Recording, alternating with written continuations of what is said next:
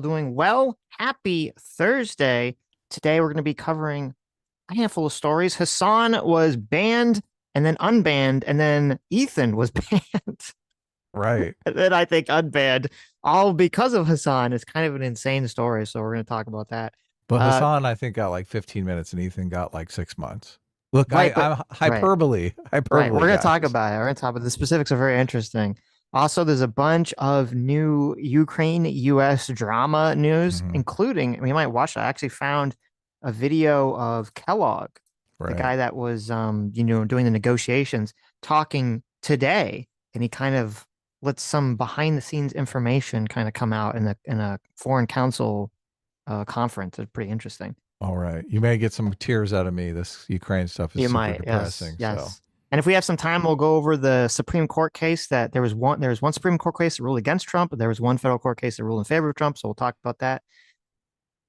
But then okay. first, Adam, there were some things you wanted to briefly cover right in the beginning. Yes, I have three announcements. So I Okay. still have comics. Obviously, I shut down the Indiegogo campaign. There's a link. I set up a place to buy comics actually through PayPal, but there are links on my website. So the same link that I've been using all the time to go to Indiegogo, I just changed the link to go to our website and you can buy a comic there if you missed it. It's only for Nice. US fans, unfortunately. I'm in the middle of shipping the international. It's a fucking giant headache. So, but look, if you order as a US person, I can usually get it out the next day since I'm shipping stuff every day. So, Hmm. um, also at the end of the last stream, look, we've become aware that at the end of the stream, it lags a bit. So you guys are hearing our behind the scenes reactions, right? Now, Sitch pranked the shit out of you last time. And I just want to mention it. Those Yeah. of you who fell for it, God, you guys are so slow, so slow. Well, Okay. it's funny because if you go back, I mean, I think we found out about this about like 2 months ago. So if you go back and listen, Hmm. the end of the stream, we usually say something We tried to, yeah. oh my God, Adam, I love you. Or, oh my God, Adam, I hate you. Or, Yes, usually try to exactly. throw in some kind of word like last I line can't there. But believe you did that shit, Sitch. that was the first one, I think, or one of the first ones a few weeks ago or a month ago. Yes, yeah. So So anyway, but look, be I thought it was pretty prepared to funny. be I thought it was pretty pranked. funny. Anyone who skipped this intro will not know, so they will No. continue to be pranked. It's So, like the after credit scene in a Marvel movie. yes, exactly. So, and I want to make the last announcement is so there was a lot of comments about how we didn't talk during the Trump speech on Tuesday because we were terrified and the like Trump was saying stuff that was just making us so mad that we were just sitting there seething and coping, which is Wait, what? ridiculous. People, what? Yeah, That's insane. ridiculous. Oh my God. So first of all, we listen to it live, okay? Yes. So we don't want to pause it a bunch of times when we're listening to it live. If you want to jump to the end where we talk about it, I think for an Right. hour, just jump to the end, okay? Well, I know whenever we watch something that's live and we pause it, people get super triggered. So we're like, okay, well, we'll just watch it and talk about it at the end. Yes. But then So if there you do was that, the people are like, oh, they're also super triggered. So I guess you can't win, right? so you usually we don't watch it live. Usually we just come on and talk about it after the fact. So, Right. but look, it's first time Trump. I know a lot of people are excited about Trump. So we just thought we'd watch it all together. Okay. So, Interesting. well, that's what I thought. What did you think? I Right. mean, sounds like That's you, exactly well, that's what I thought. I mean, yeah. as I said, people get triggered when you stop things live. If you look at other people watching live events, I mean, usually that's the format. People just watch it with very little commentary, and then you Yes, talk yeah. about it at the end. So I mean, it'd be the same thing if we watch the debates live or anything live. But So it I don't know. is I think people, it's hard to tell. I think half the people are just trolling, and then half the people are just actually stupid. So if we do it again, we'll say in the beginning, okay, we're watching this live, so we're not going to comment. So it's just clear, crystal clear up front. stupid people ruin Yeah. everything, unfortunately. So Yeah, you got to make things crystal clear for I know it's so yeah. sad. Clarity is important. But anyway, so Okay. we'll move on. That's all the housekeeping. Right. Hassan, right? Hasan. Okay, so let's talk about this. Hasan got banned and then unbanned. Well, actually, he didn't even really get unbanned. He got a single 24-hour ban. So then it expired and then he's back. And so then he's gonna play what he said, and then he's gonna play the context that he thinks is a defense of what he said. Mm-hmm. Okay. Okay. So we could see here if we actually agree with Hasan in terms of Oh the my God. defense. How dare you say such a thing? Right, right. Well, listen, you gotta maybe he claims now, Hasan claims there's some kind of like magic context that makes what he said different. All right. So let's see. I'm just doubtful. You're I'm doubtful? completely doubtful. Okay. Okay, let's find out. Of TikTok, of course, posted about it. Here is what libs of TikTok claimed I was saying. Hasan Parker just called for violence against a sitting U.S. senator. If you cared about Medicaid fraud, you would kill Rick Scott at FBI. This got 17,000 likes. This was on February 28th. Let's take a look at this clip really quickly. There's about $50 billion estimated that are lost every year in Medicaid, just in fraud alone. No. If you cared about Medicare fraud or Medicaid fraud, you would kill Rick Scott. Okay?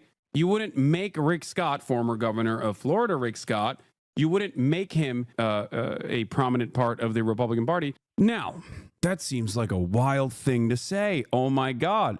Is this person calling for the death of a U.S. senator? Of course not. I was not calling for the assassination of a U.S. senator. So I went back to figure out the context. Here it is. You know, remember a few short years ago, there was this term that was thrown around 24/7 by people like Hasan, by people on the left. Do you remember this term? It began with an S. Yeah, I do. It's stochastic terrorism. Yes. Yeah. Yes. And it was like this concept that all these people who are not woke, okay, if you ever speak out against anything woke, even if you're not directly calling for violence or some sort of terrorist action, just by like vaguely pushing back or being within this kind of vague ballpark, you're automatically calling for terrorism because you're trying to dog whistle to set up other people to do terrorist actions. Right. Right. Yeah. In this case, the Republicans, right? Right. Exactly. And somehow, and then magically, you know, a few years have gone by and it's like, oh, that all goes out the window. And Hasan, for no reason, claiming that someone should kill a senator is like, I wasn't saying you should do it. I'm just saying if you cared, someone else would do it, right? I didn't say you should do it.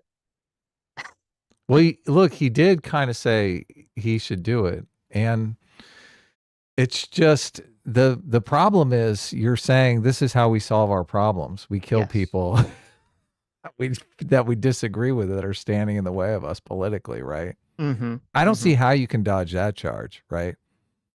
Well, because when I first heard the clip, I was like, what? Like, what is the, why would you say that? Wouldn't you say like, oh, if you cared about, Medicare fraud, you wouldn't put the guy who, had some massive involvement with Medicare fraud on the thing, right? You wouldn't say to kill him. You just say, why don't put him in charge of it or don't put him on the committee? Why would you go straight to murder?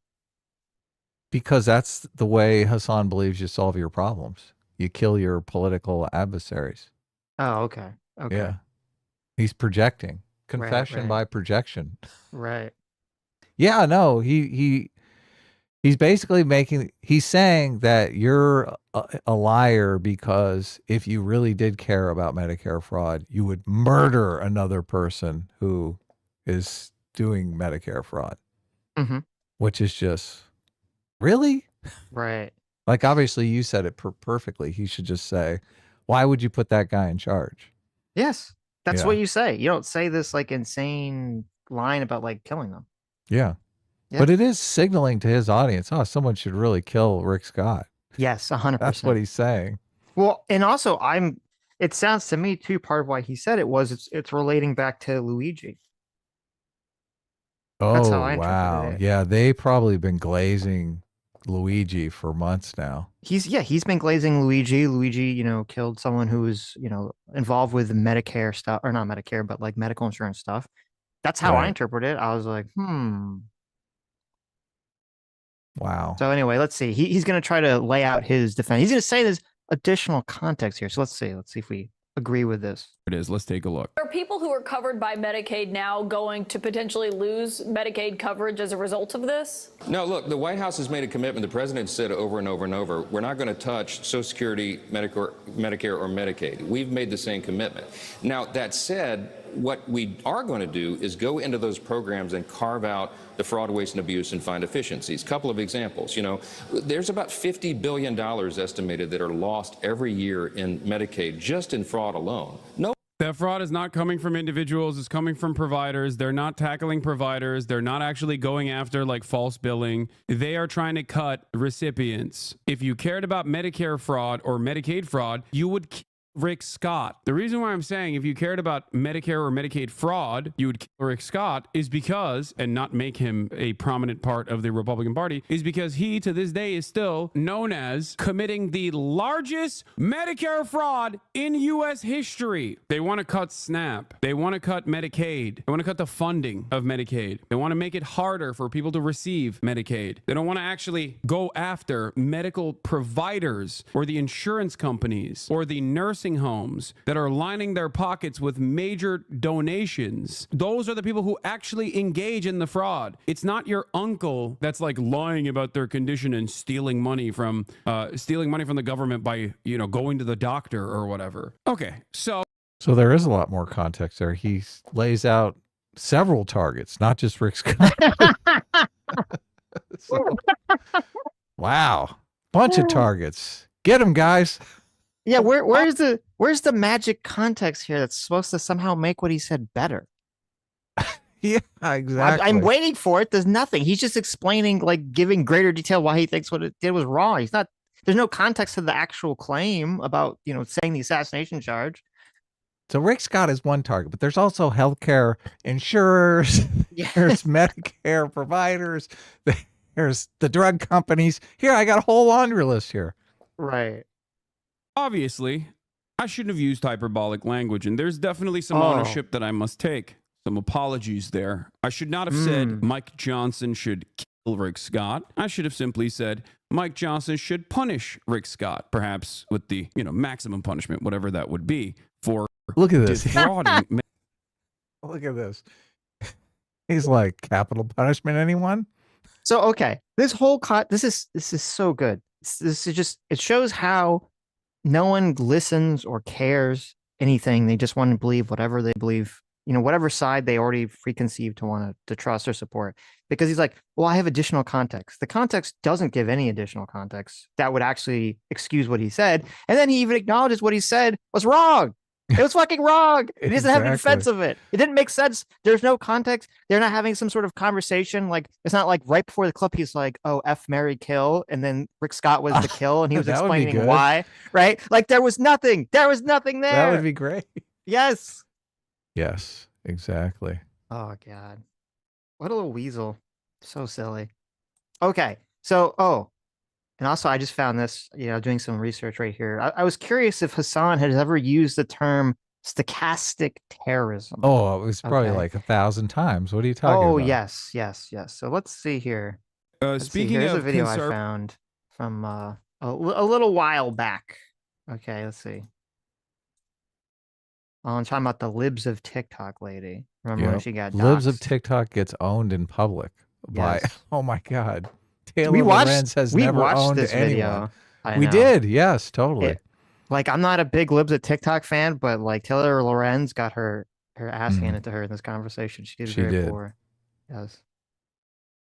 And Chaya Raichik is, of course, for those of you who don't know, a psychopathic, right-wing, crazy lady that runs the Libs of TikTok account. This account is, I guess, like a clear-cut definition of a stochastic terrorist. An account that is specifically involved in, you know, doing terror to trans people. I don't know how else to describe it. Her entire purpose is to find random queer people in stochastic terrorist libs of TikTok. Okay, let's see if he to terrorize innocent people. Right. It's so funny because isn't it Libs of TikTok that called him out?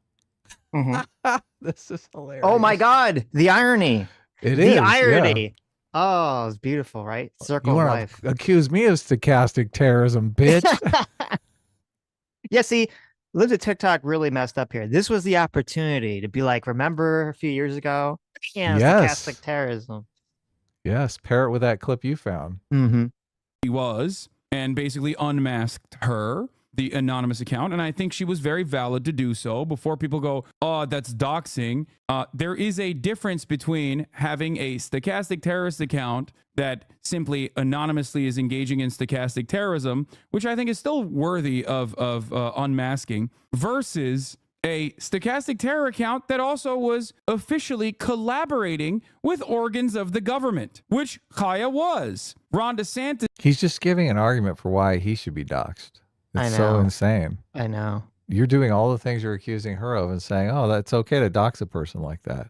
Of course. Duh. Moron. His own personal spokesperson was working alongside Chaya Raichik, getting notes from her, which made it even additionally more valid as far as journalism goes.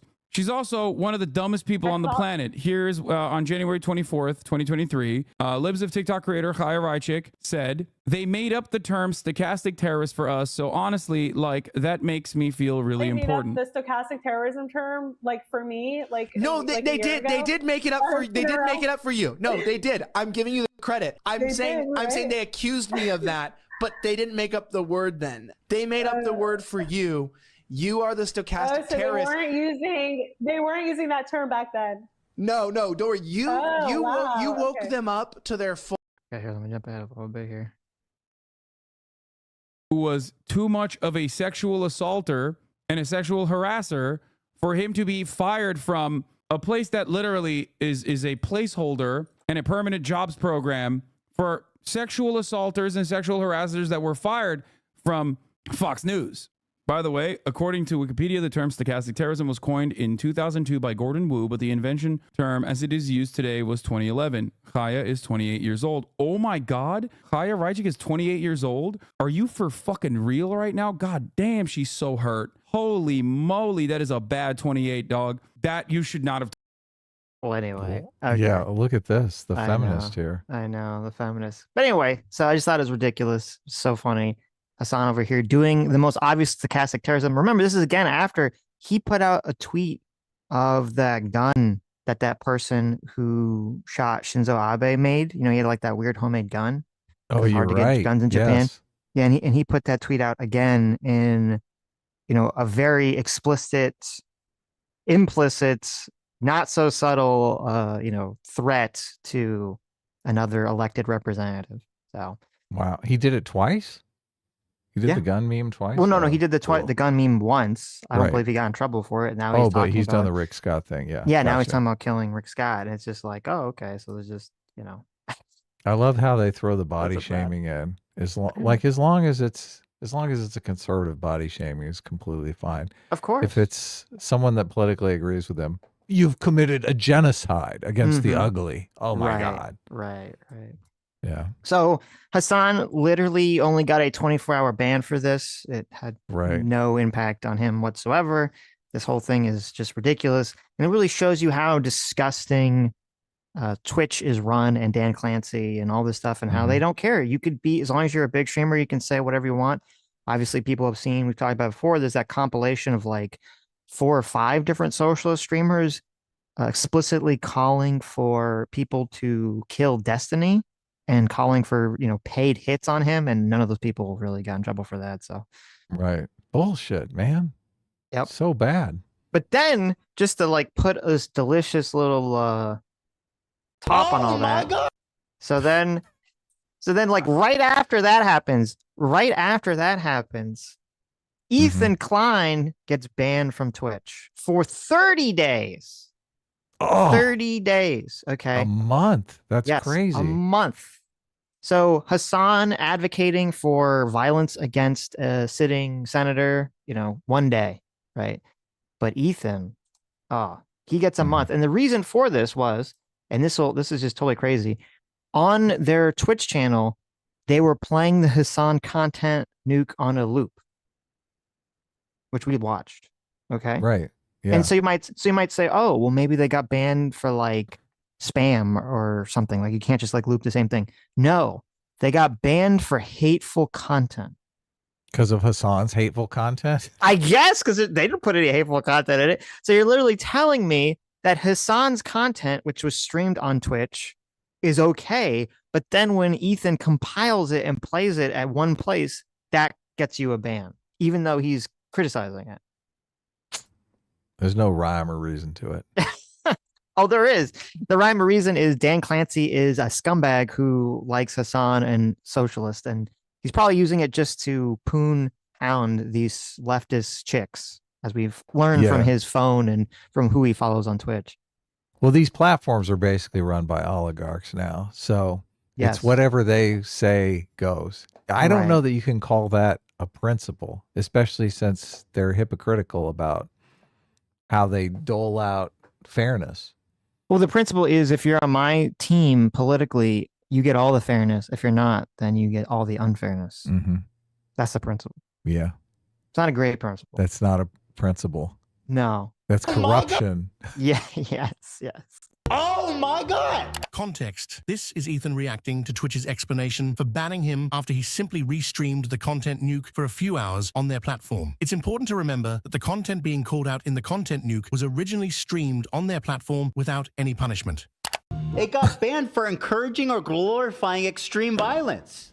Whoa. That's Wow. that's Hasan's content that's on your platform that he didn't get in trouble for. Holy Interesting. whoa! You guys don't believe me? Look at this. Too. I mean, I believe Screenshot you. it. We can pull it up. We need a studio like that. Yeah. Look at that. Encouraging or glorifying extreme violence. So the person who says it, okay. The person who calls attention to it, not okay. Bad news. Yeah. Yeah. You're trying to get Hasan in trouble. To do this just for this. I'm surprised that they're this pathetic. Yeah, because I that's genuinely am too. that's a manual ban too, for sure. Like that's not an automatic thing. Yeah, how can you decide that I'm promoting? Yeah. Yeah, that's the thing too. Is like obviously Ethan has a large Twitch account, so it couldn't like. I'm sure the way that a lot of the moderating works on these large platforms is that this, bunch of AI looks for things.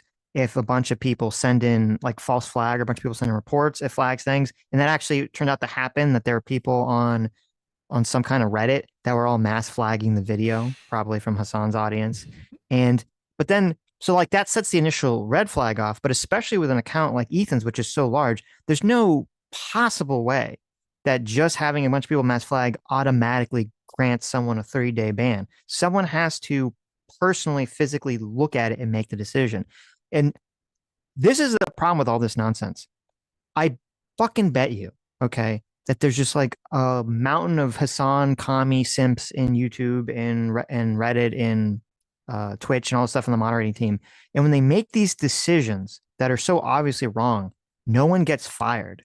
Like if you're a competent boss at Twitch and you see one of your employees, one of your moderators makes a decision, you need to fire them immediately to make an example of them. But like, are you crazy? Are you insane? Why would you do this?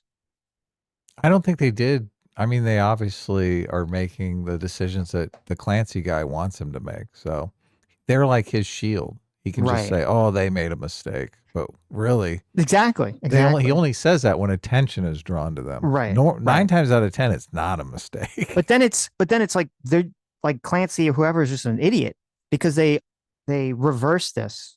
They reverse this ban because obviously it looks so bad. They ended up reversing this ban because it looks so obviously bad for Twitch. Yeah. And actually, like people were suggesting, I think Asmongold was suggesting, and other people were suggesting that this is like setting up Twitch for a lawsuit because there's obviously a lot of unfair business practices going on here.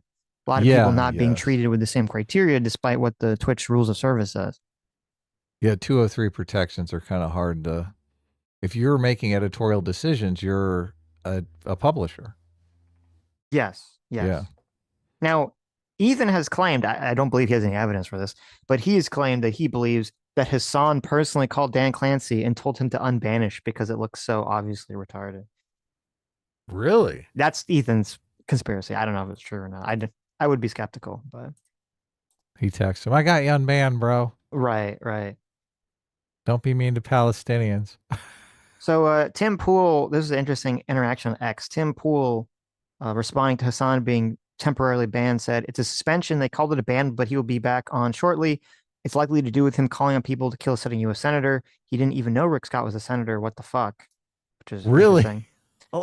Oh my God. So then what do you think Hasan's like responses? Do you think there's going to be something like, no, that's not accurate. Here's the context or something, right? You think he's going to like provide some sort of substantive pushback?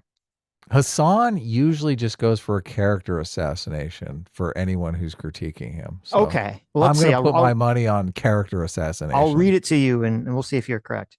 Tim Pool loves that Rick Scott was caught overseeing the largest Medicare Medicaid fraud in U.S. history and will defend the wealthy robbing you blind, just as he'll defend Mike Johnson getting Medicaid with lies. He's not independent. He's a bald partisan hack. Okay, look, I nailed it. 100%. He even throws in a little bit of a jab at his appearance there. Right. Look Yeah. at that. What a piece of shit, man. I know, Hasan is isn't a he? piece of work, isn't he? Yep. To which Tim replied, "You crying, LOL," which, I mean, that's pretty accurate. So, Yeah. I got plenty of problems with Tim, but the right. fact that he's bald is not one of them. That's not one of them, no. Yeah. No. Also, there's this crazy story. So I guess, do you have anything else to say about the Hasan thing? No, it's typical. I Right. mean, are we ever going to see justice over the Hasan thing? I mean, we got a little bit when the anime community from that one podcast kind of turned on him. So I do think Right. Ethan is making tangible progress here. Well, it's very interesting because to me, the whole Rick Scott thing, what it shows to me is that Hasan is like a child who he'll just keep he got in all this trouble, with his with Frogan as moderators doing like the Arab chart where Yeah. Jews were at the Yes. bottom, Arabs were at the top. He got The kind tier of in list. trouble, with the content nuke and all this other stuff. But now he's got in trouble with this, and it shows because after the content nuke came out, I looked at that and I said, okay, this to me looks to be a clear turning point where I think even if Hasan doesn't get banned from Twitch, which I don't think he will, I do think it's going to temper Hasan's ability to enter into the mainstream. And it's kind of interesting. Both Hasan and Destiny were trying to move into the mainstream, and they both kind of got slapped down at the same time for different reasons. Obviously, Destiny gets slapped down for the sex tape release stuff, and then Hasan, he gets slapped down by the content nuke thing. And I don't obviously Hasan either doesn't realize it or doesn't care, because then immediately following that, he does this whole Rick Scott thing, which again, he's not getting in trouble with Twitch, but he's making it so it's impossible for him to break into the mainstream whatsoever, because he's going to have so much baggage. I don't think he's even trying to break into the mainstream. I think other people are trying to break him into the mainstream. Like they want to use him. It doesn't seem like a personal goal of his. Destiny is completely different. Like Destiny, his entire audience, all of them are focused on Destiny becoming mainstream. Like that's the goal of their community. I mean, they had to bully Hasan just to go on Piers Morgan. I think how's that he ever going to go mainstream? I think Destiny has a goal of actually trying to be involved in mainstream politics directly, right? And that's gone. And I don't think Hasan was trying to do that, but I do think he was trying to grow his audience and just grow and grow and grow. I think that's why he would go on Pod Save America and pretend to not be communist, pretend to be more like a progressive. That's why he had that CNN interview with the Fat Hobbit where he would pretend to be, just I'm just your friendly progressive. I'm not a radical communist that hates Democrats and liberals. Yeah. So. What does he do that is going to continue to grow his audience? It seems sooner or later he's going to be plateau. He doesn't really offer anything of substance on anything. Well, it depends, and I am worried. I'm worried that there's a large, excuse me.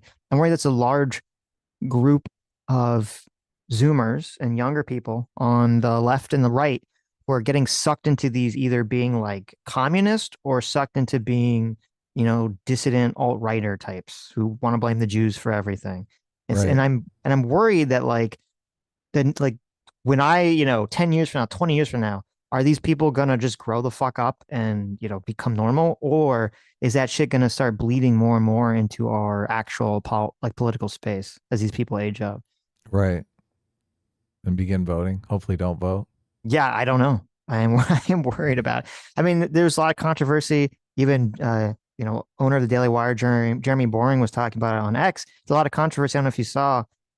Joe Rogan had Ian Carroll on, and Ian Carroll's constantly pushing anti-Semitic conspiracy theories, thinks the Jews did 9/11 and all this other shit. And he was kind of talking about he was kind of circling around some of the edges of his Jew conspiracies on Joe Rogan, and Joe Rogan was not pushing back at all. So, Wow, that's it's terrifying. just, yeah. So it's just like, okay, we're like, what direction are we going in here? It's not exactly a nice direction. Yeah. Yeah. It is. I noticed one thing. You notice all these people posting, "This is what I voted for. This is what I voted for." Like that's a popular meme that's taken over Twitter now. Right. They post something that Donald Trump has done, and they're like, "This is what I voted for." Yes. It seems like a year ago, all those people were saying, democracy doesn't work. Democracy never works. Well, when the election was stolen, from Trump, in right. finger quotes in 2020, didn't work. But now that But suddenly he won, democracy is working. Right. This is what I voted for. Right. Those people were saying that because like there was this weird, and I think like a really stupid overreach by the left, where they would be like, "Oh, well, here's all these people that voted for Trump that are now sad and mad about something he's doing," and it was like not real. At least not real yet. Right. I think you have to wait, see how the I economy have pans seen out some before Trump. people.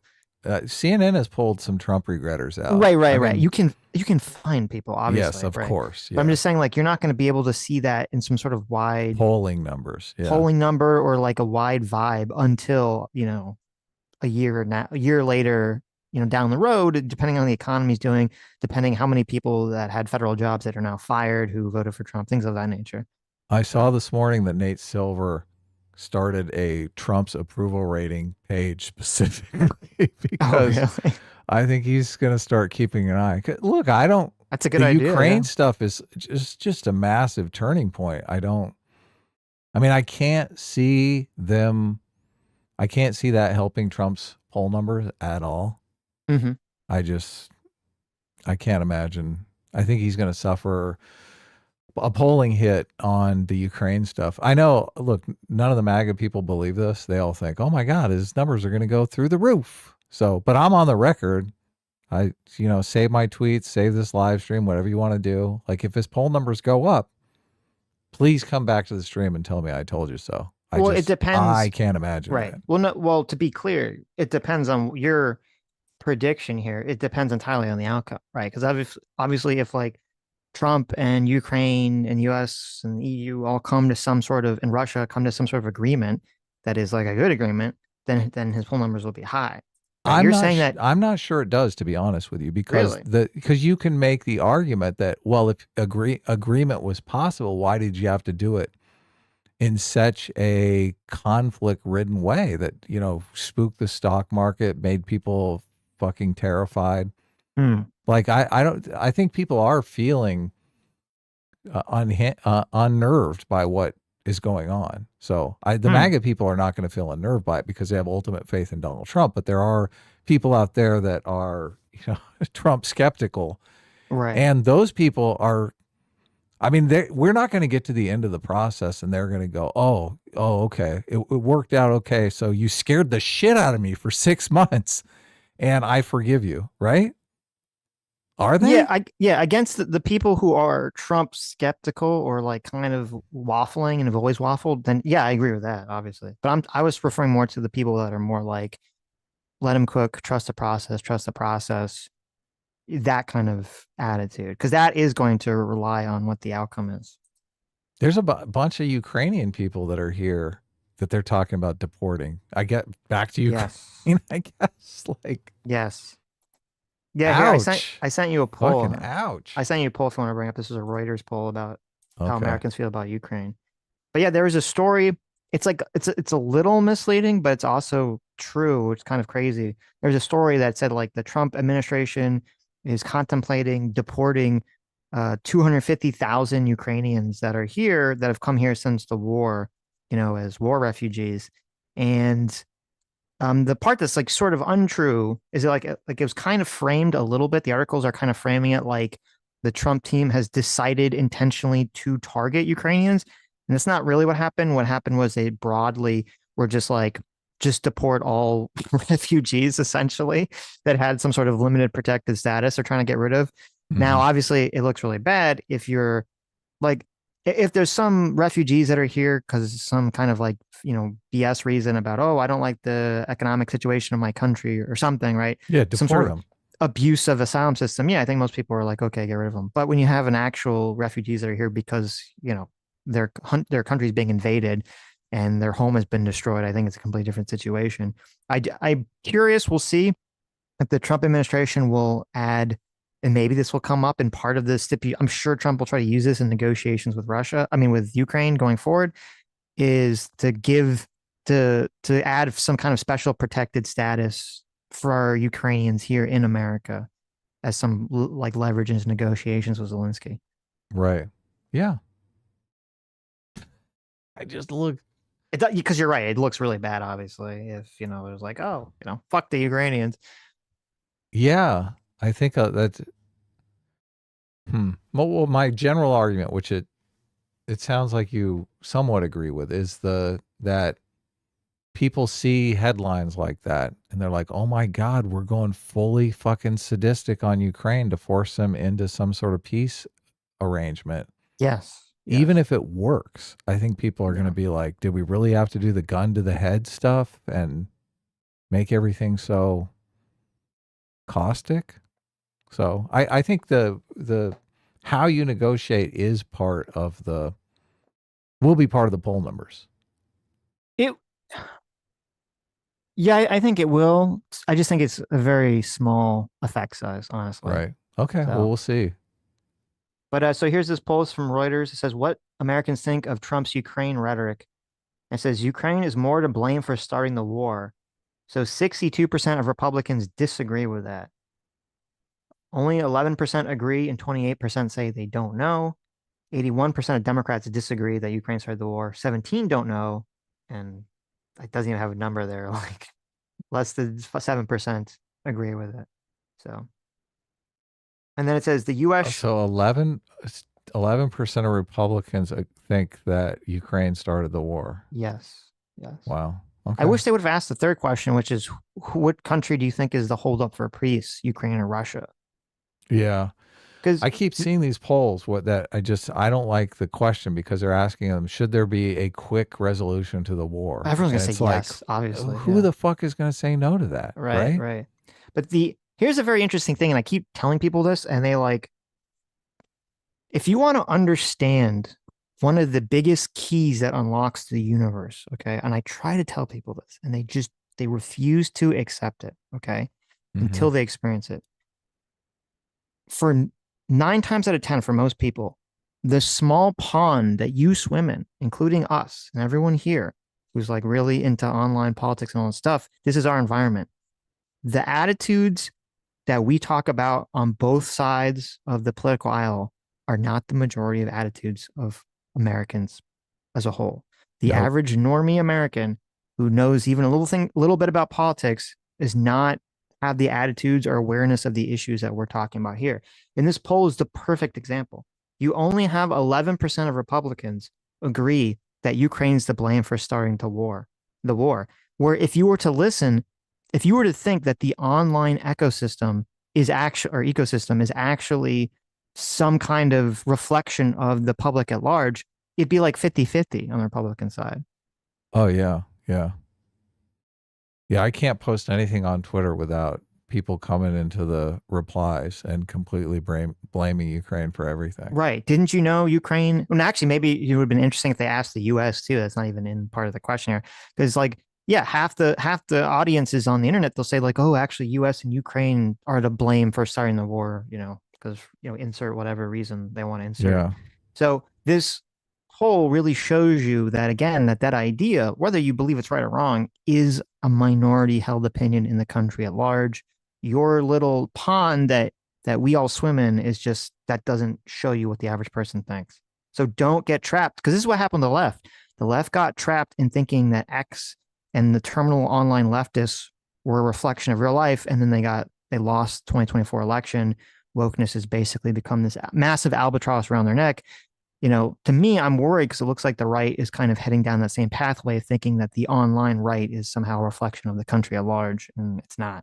Yeah, that's the same thing with the trans debate. Like, obviously, most of America are not in favor of trans women competing in women's sports. Right.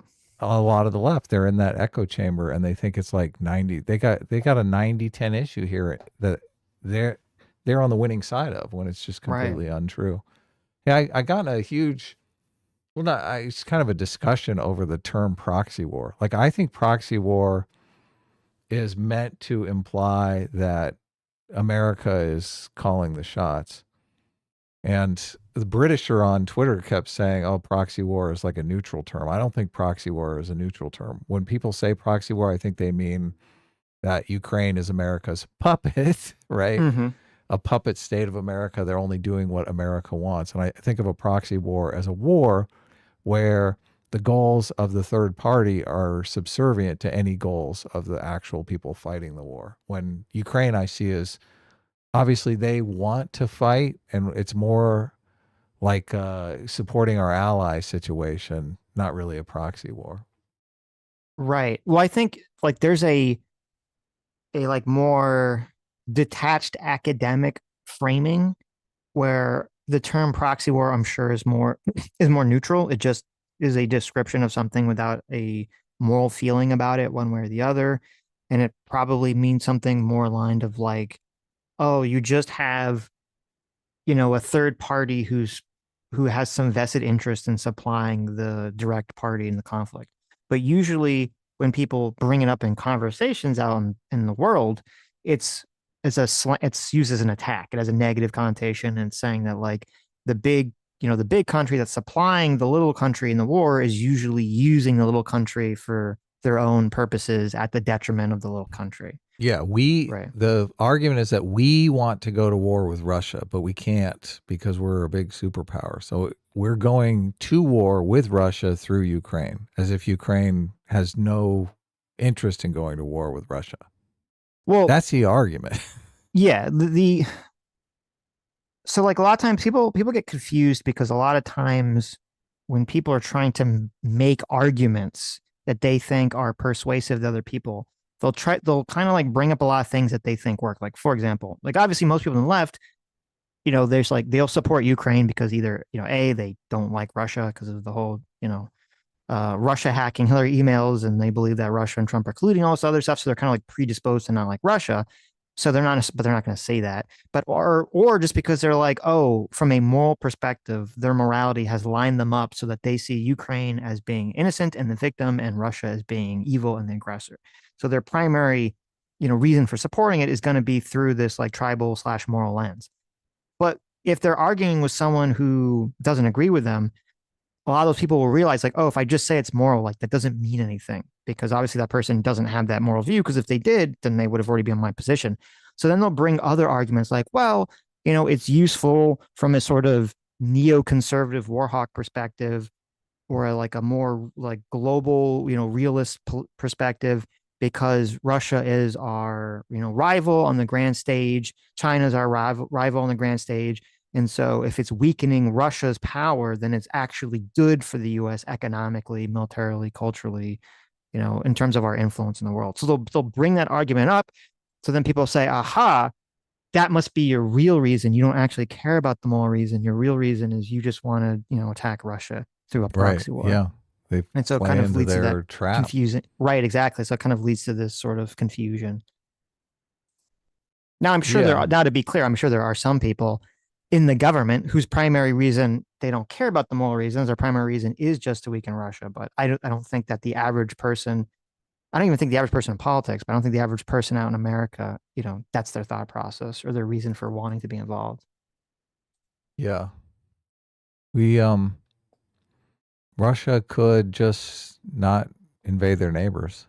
That would stop everything. So that would stop everything. It would be nice. It is weird and frustrating that people will basically bend over backwards or be indifferent to, like, it's the, as I always bring it up, it's the crazed, it's the unhinged employee at work problem, where there's like the one person at your job that's crazy, and everyone kind of views them, and since they view them as crazy, they view them as like a force of nature that has no agency. So you have to like act around them, as opposed to holding them responsible for their bad actions.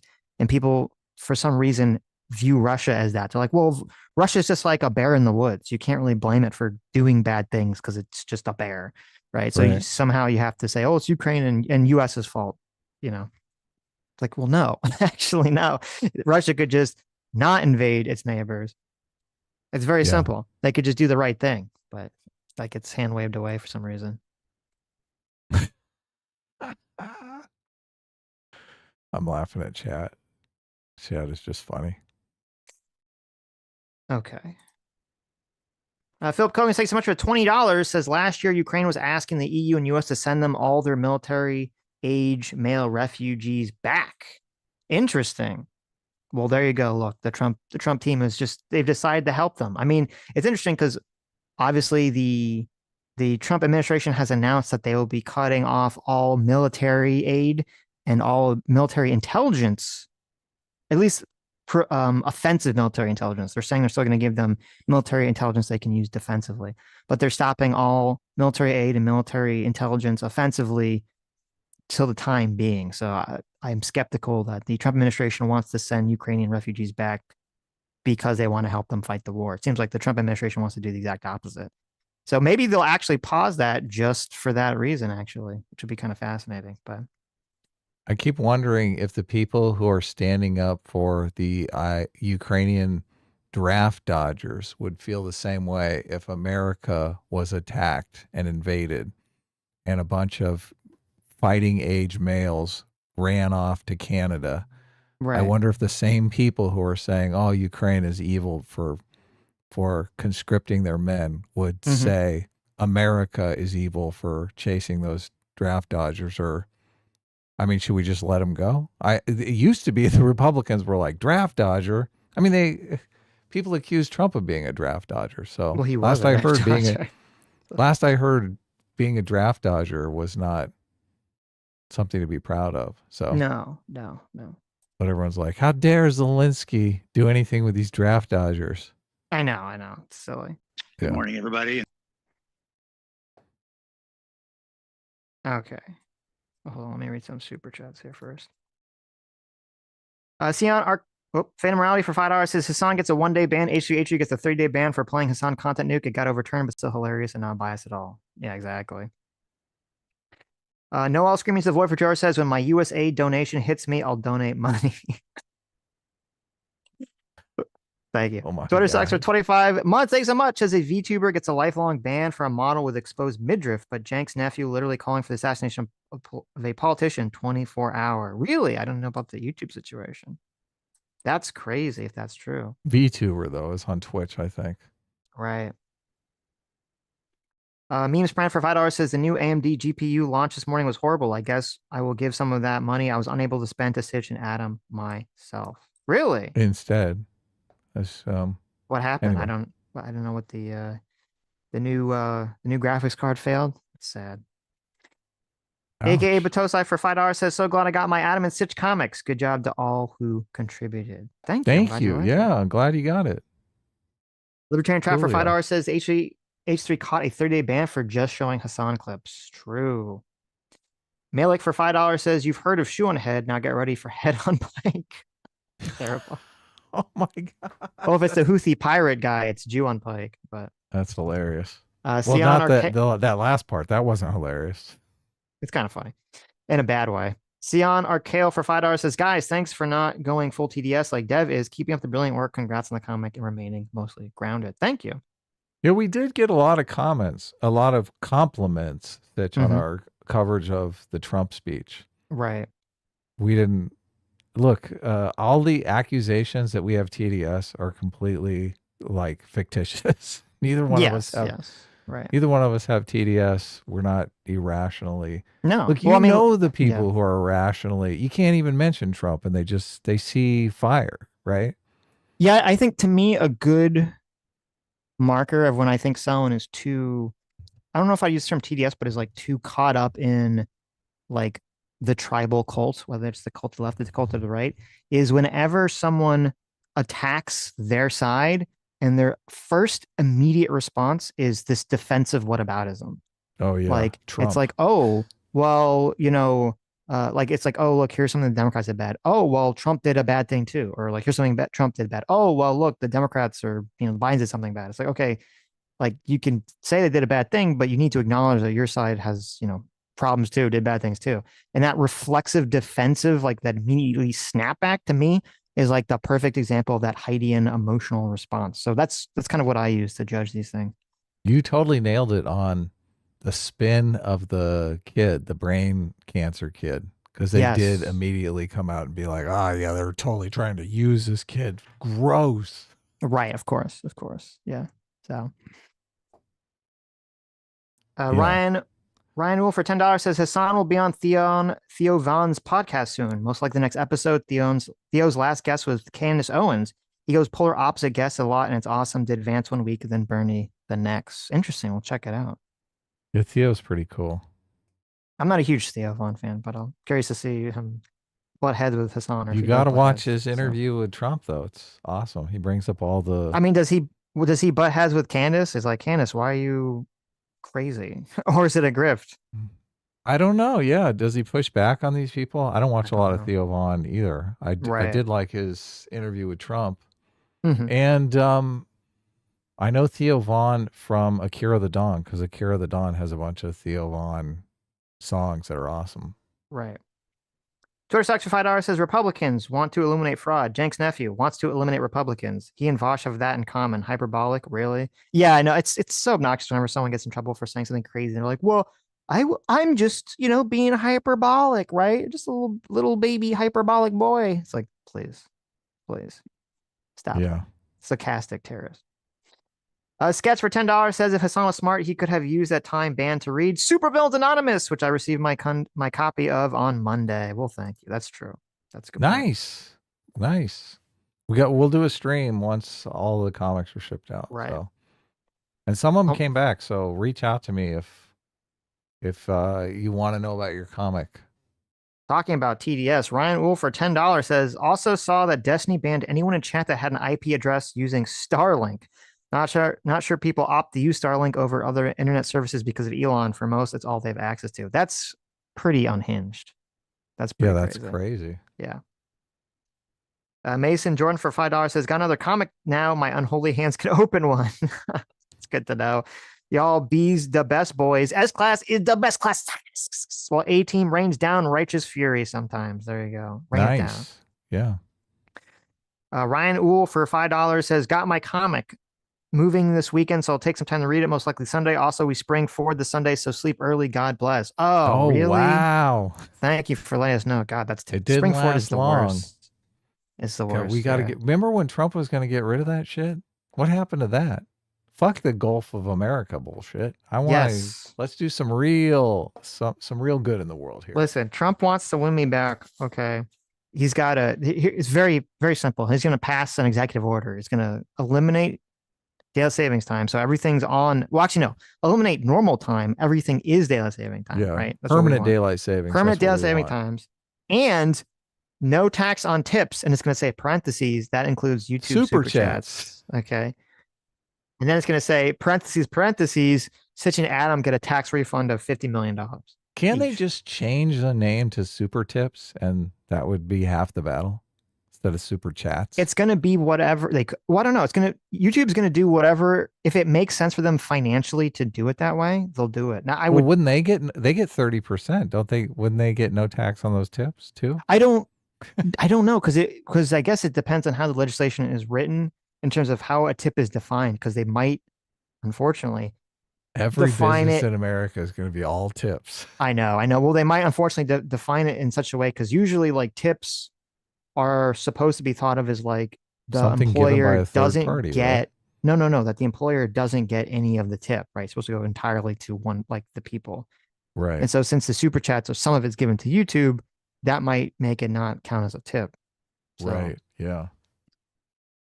Because yeah, obviously if YouTube could classify super chats as tips and not have to pay taxes themselves on 30%, like they would do it in a heartbeat because they would make a shit ton of money doing that. It is classified as a royalty. That's what they classify it as, a content royalty. Right, which seems unusual, but there's got to be some tax reason that they do it for like that. So A royalty is a payment made to an owner for the use of their property, such as intellectual property, real estate, or natural resource. Yes. That doesn't really, in my mind, I don't think that's really what a super chat is. It is a Yeah, donation. It I is a tip. completely agree. So it doesn't really make sense. But Proto CJ for 25 PLNs says, hi, from Polish POV. It's not only about Ukraine, it's also about stopping Russia's expansion west. Any authoritarian state is by default the enemy. True. A lot of people on the right don't seem to have a problem with authoritarian states, though. No. Doorskip for 2 hours says MAGA has Zelensky DDS, Zelensky derangementism. It is unfortunate. That seems like a lot of people do have that, yes. Caraman 502 for $5 says newest Ukraine conspiracy theory drop says that when Ukraine became independent in 1991, it agreed that if it defaulted, it would revert back to Russia. Oh my God. Is that for real? There's no way that that's actually real. Holy But okay. moly. Burger Dan for $5 says, got the comic recently. Phenomenal art. Racist War is the single greatest panel ever drawn. I'm struggling to pin down Skullcrusher's motivation. There you go. Sitch loved that scene. And we fought over that scene because I was just like, oh, this is way too far. Way too far. Yeah. Yes. Go ahead. You thought that scene was going to get us. You thought that scene was going to get us in trouble. You're like, Sitch, you can't do this. We're going to get canceled. I'm like, well, and a lot of the quotes. Oh man. Yes. Every robot Hitler quote is an actual Hitler quote. I spent the time. I brought up a massive quote book of Hitler to just slip them in there. So it's all authentic.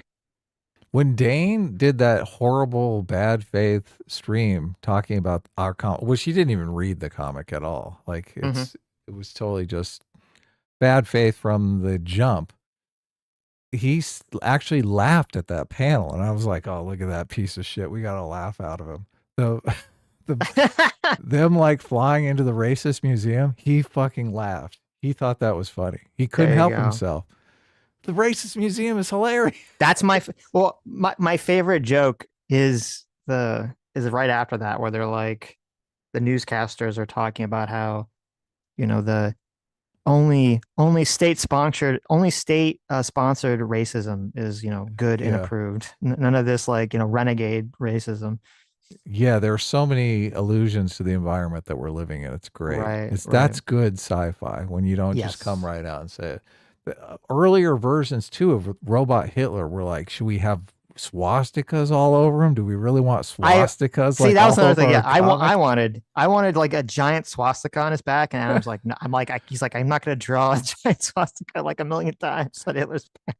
Yeah, so we did I think the eagle. There's like a big chrome eagle on his back, which obviously screams Nazi, but you're probably right. You're probably right. The swastika would have been too much. The swastika might have been a bit much.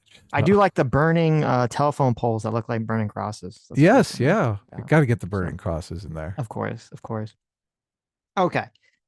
So this is Special Envoy Kellogg. It's kind of interesting because like the timeline, which we kind of went over just to rehash very quickly, was that, want to know something really funny? I don't know if I told Adam this. I don't know if we ever talked about this on stream. I found out about this after our long Ukraine timeline video. This mineral deal has an even earlier timeline than I realized. That mineral deal came to fruition not by Trump, but by Senator Lindsey Graham and some Democrat senator whose name I think is like Blumenthal or something. They both went to Ukraine like in 2024 before the election. I don't remember if it was like in September or August or April or something. They went to Ukraine. They came back and they're like, oh, we came up with this idea, or us while we were over there with Ukraine came up with this idea that they're going to give us a bunch of their minerals to pay back the cost of the money that America is sending to Ukraine. So even before Trump became president, this mineral deal was like being discussed. And then Ukraine actually, before the election, had some kind of terms of some kind of mineral deal they wanted Biden to sign, but they intentionally held off because it was like in December. So it was after Biden lost. And they said, well, they wanted to give Trump the win on signing the mineral deal. So they intentionally held back on the deal. Yeah. Until Trump could become president so he could sign it. And then I guess that turned out to be kind of the haunt Ukraine, because then obviously what happened was when we don't know what the terms of that deal was. I don't think they were ever made public. I haven't really seen anyone talk about them. But then Trump's team came up with their own terms for the mineral deal. They sent it to Zelensky. They tried to get him to sign it then and there. He didn't. Then they kind of went back and forth. Vance and Rubio went over there a couple days later. They couldn't agree to the terms. And it seemed like this is, and I think people are kind of missing this. When the eventual deal was constructed on February 25th and Zelensky was going to fly out to DC to sign them, the fact that that original deal, or I'm sorry, that deal that they were going to sign in the White House, the fact that it didn't really stipulate the terms and said that they were just going to sign a deal in the future, that should be a very big indication to everyone that they couldn't actually agree on a lot of things, if really anything. Right. That's what the deal says. If you have a deal that says this is just a deal to sign a deal in the future, that shows you that there was massive disagreement. They couldn't actually come to an agreement. But Trump he very quickly wanted something that he could kind of either move forward to in terms of negotiating with Russia, or I would say more likely he wanted to move forward with something he can show his base to show why he's even bothering with Ukraine in the first place. Two things. So first of all, now we understand why Lindsey Graham came out and threw a hissy fit. Like he's completely invested in this deal. He's had his fingerprints. It's his brainchild. Yeah, exactly. So that completely makes sense now. Also, Zelensky completely screwed up here. Like his pitch should have been, "Oh, Biden tried to screw us on this deal with all these, punting on all the security guarantees and all that shit," so that Trump would swoop in and go, "Oh, Biden did all that? I don't want to do what Biden did. I need to give you plenty of security guarantees." As funny as that is, I don't think that Donald Trump is like Elmer Fudd. I don't think he can be Bugs Bunnied into whatever, any position if you say Biden took the opposite. Honestly? You don't think so? I don't think so, no. I think Trump is so reflexively contrarian that right. I do. Look, this is what I worry about. I worry that Putin is literally manipulating him because he's so manipulatable. Well, I know that McMaster talked about that like in order, he was like, Trump was very reflexive. And so when he would try to get Trump on board with something, he'd be like, well, your enemies in China or your enemies or your opponents on the left, they want you to say this. So you should say this other thing instead. Right? No, he would never say you should say the other thing. He would just say, he would be like, oh, you're right. Yeah. He'd just be like, yeah, they want you to say that X. conclusion. Right. Yeah, right. Exactly. Right. Now, I don't know how effective that strategy was. It seemed kind of hit and miss sometimes. So look, if he went out and said, look, Biden didn't want to give us any security guarantees, you don't think Trump would be like, well, I need to give you security guarantees? It would I think he would. He totally would. It would have been interesting if it's kind of risky too, because Zelensky doesn't know how long this conflict's going to rage for. I mean, it's not unrealistic to think this is going to go on for more than 4 years. It's not going to be resolved in 4 years. So if he goes out and he's like shitting all over Biden, the Democrats really publicly, and then 4 years down the road, it's the Democrats or control of the government, like he's going to be, even if it's 2 years in the midterm and the Democrats take back the House and Senate, it's going to be bad news for Zelensky. If he in that press conference was like, oh yeah, Biden was giving us blankets and you gave us javelins because you're the best president ever. Give us more missiles, please. Like it's kind of a risky maneuver. Totally. Yeah, I don't. They've lost so many people. If you think about it in terms of like 9/11, where we lost 3,000 Americans and everyone was completely horrified by that. The idea that you could convince Americans to just let it go, just let it go. We don't need to invade Iraq or Afghanistan. Right. They're going to be like, fuck you. They killed us in our homes. Right. They killed us in our workplaces. Yeah. So I don't think many people realize that that's the situation the Ukrainians are in. They're like, oh my God, they fucking bombed apartment buildings and shit. You think I can just let it go? Right. They killed my whole family. Yeah. So.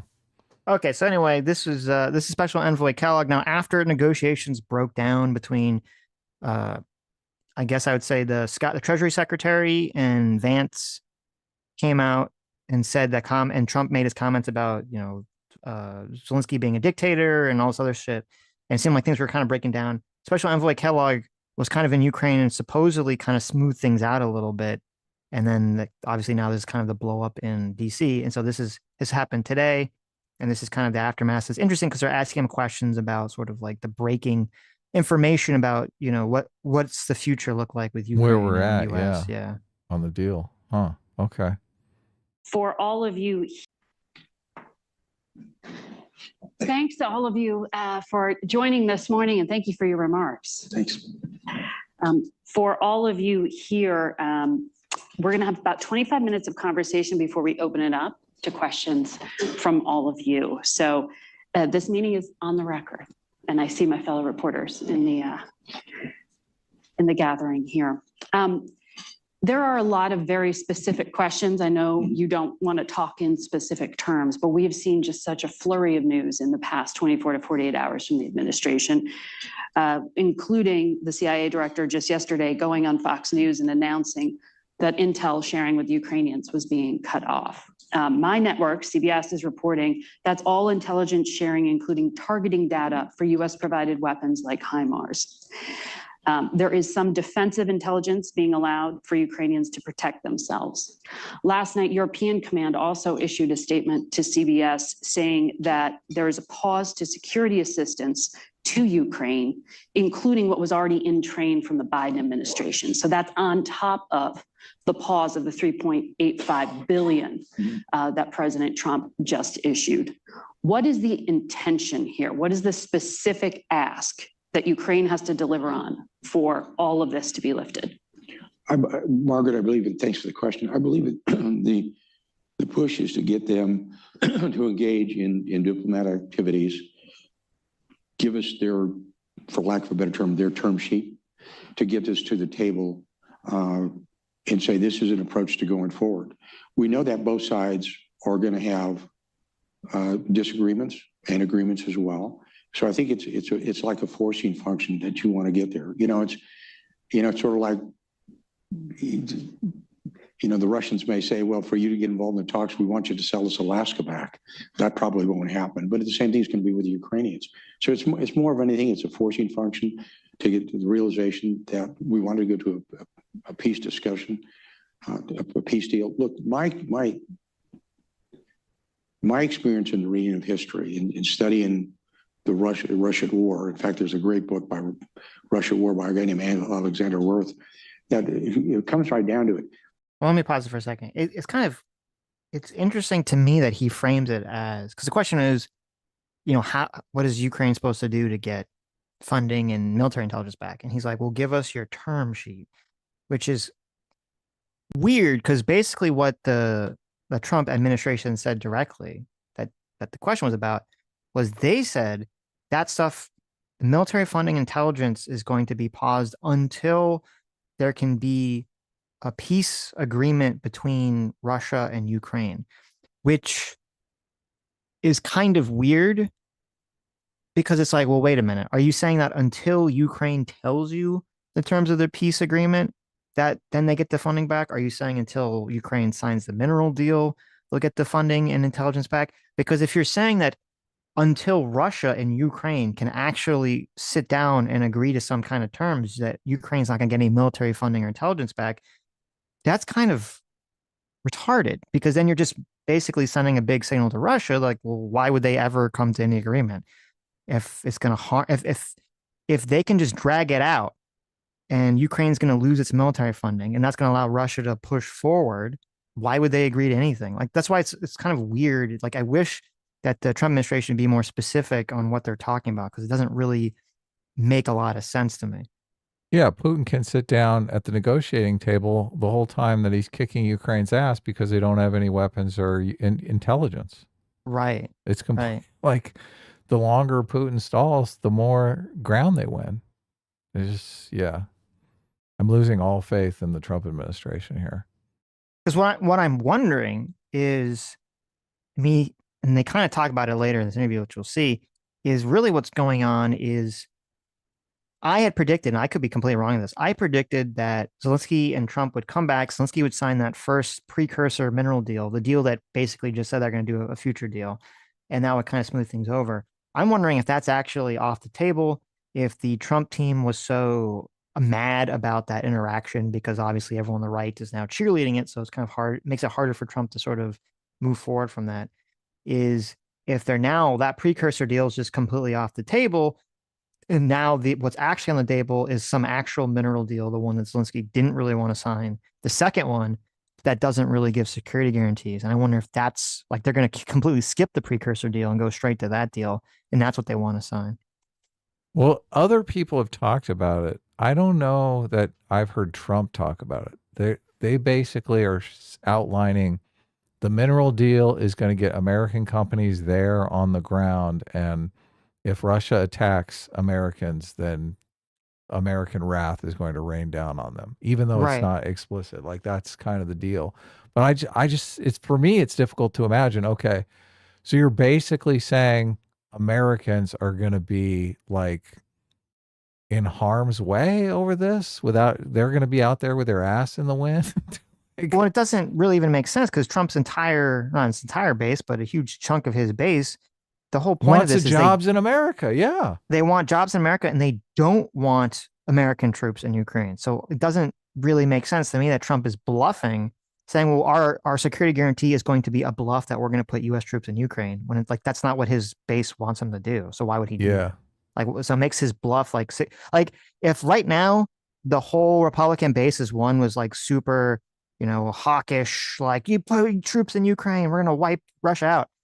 I would be like, okay, well, the bluff of doing that would seem to be like a much stronger bluff because it seems like that's something Trump would want to do.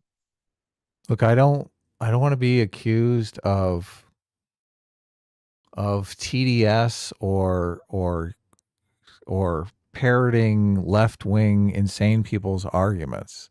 Mm-hmm. But at the same time, I keep thinking, what does Trump believe? Like, does Putin get on the phone with Trump and spin the narrative that Ukraine is like some state? Like if Texas seceded from the Union, what would Trump do? Does he kind of pitch it in those kind of terms?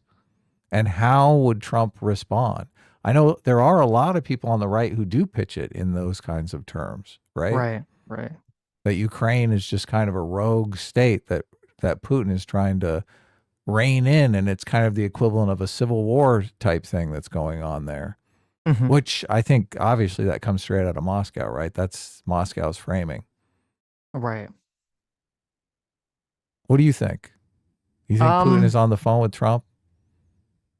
Spinning yarns like that? I mean, that's what he told to Tucker Carlson, is it not?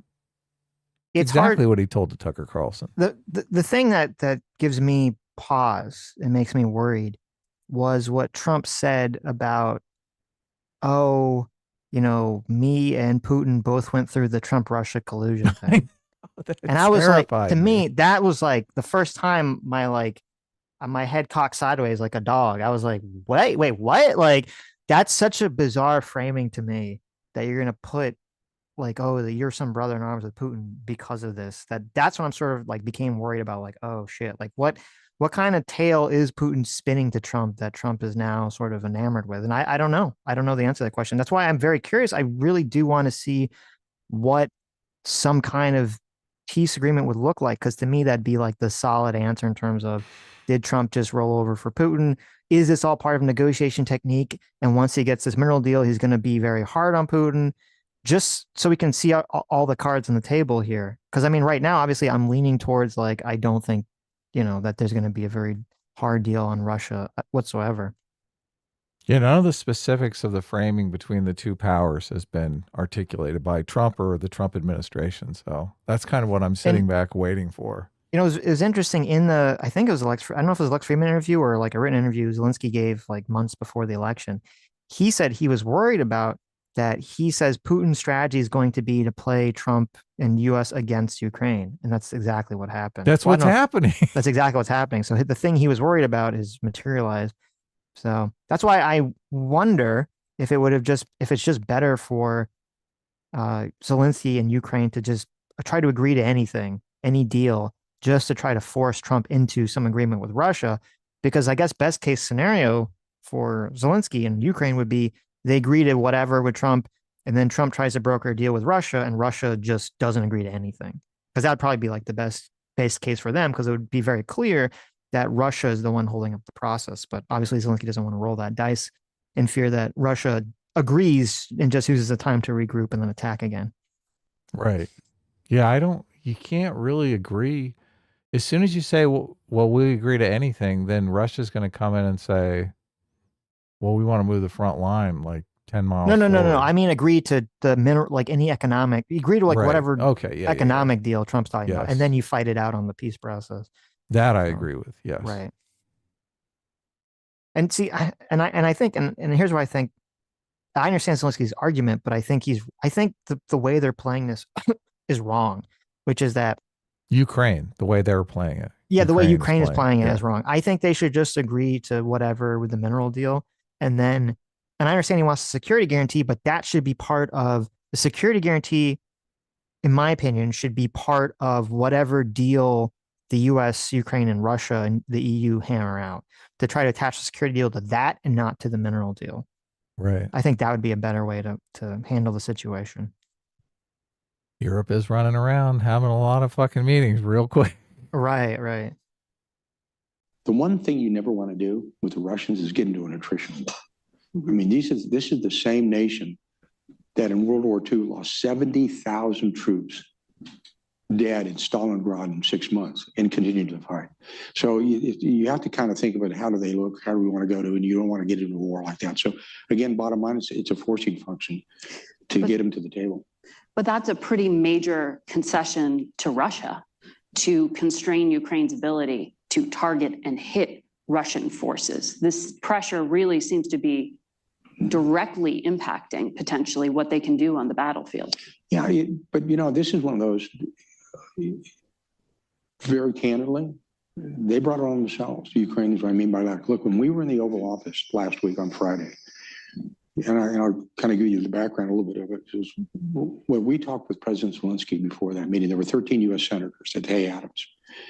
And we said, okay, this is like stage managing. This is what you want to say. It's basically going to come in. We have a precious metals deal.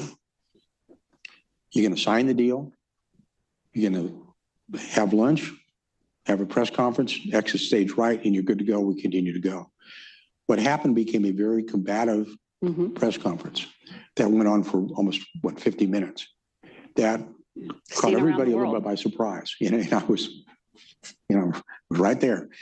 And I think what happened is they said, wait a second, this is not what we thought this was going to be. You don't negotiate peace discussions in public. You don't try to challenge the President of the United States in the Oval Office that, in fact, you need to side with me and not the Russians. You don't become an independent interlocutor if you look at something like that. And he was forewarned. It's not like President Zelensky was not made aware that this is what we wanted out of the Ukrainians, to basically say, go here, it sets the next stage, it opens up, it goes forward. So I don't blame the President of the United States at all. I think he made a decision, as he is the Commander-in-Chief under Article 2, Section 2, that he wanted to do. And it's sort of like saying, okay, this is where you want to go. We're going to play it real politics. What's up?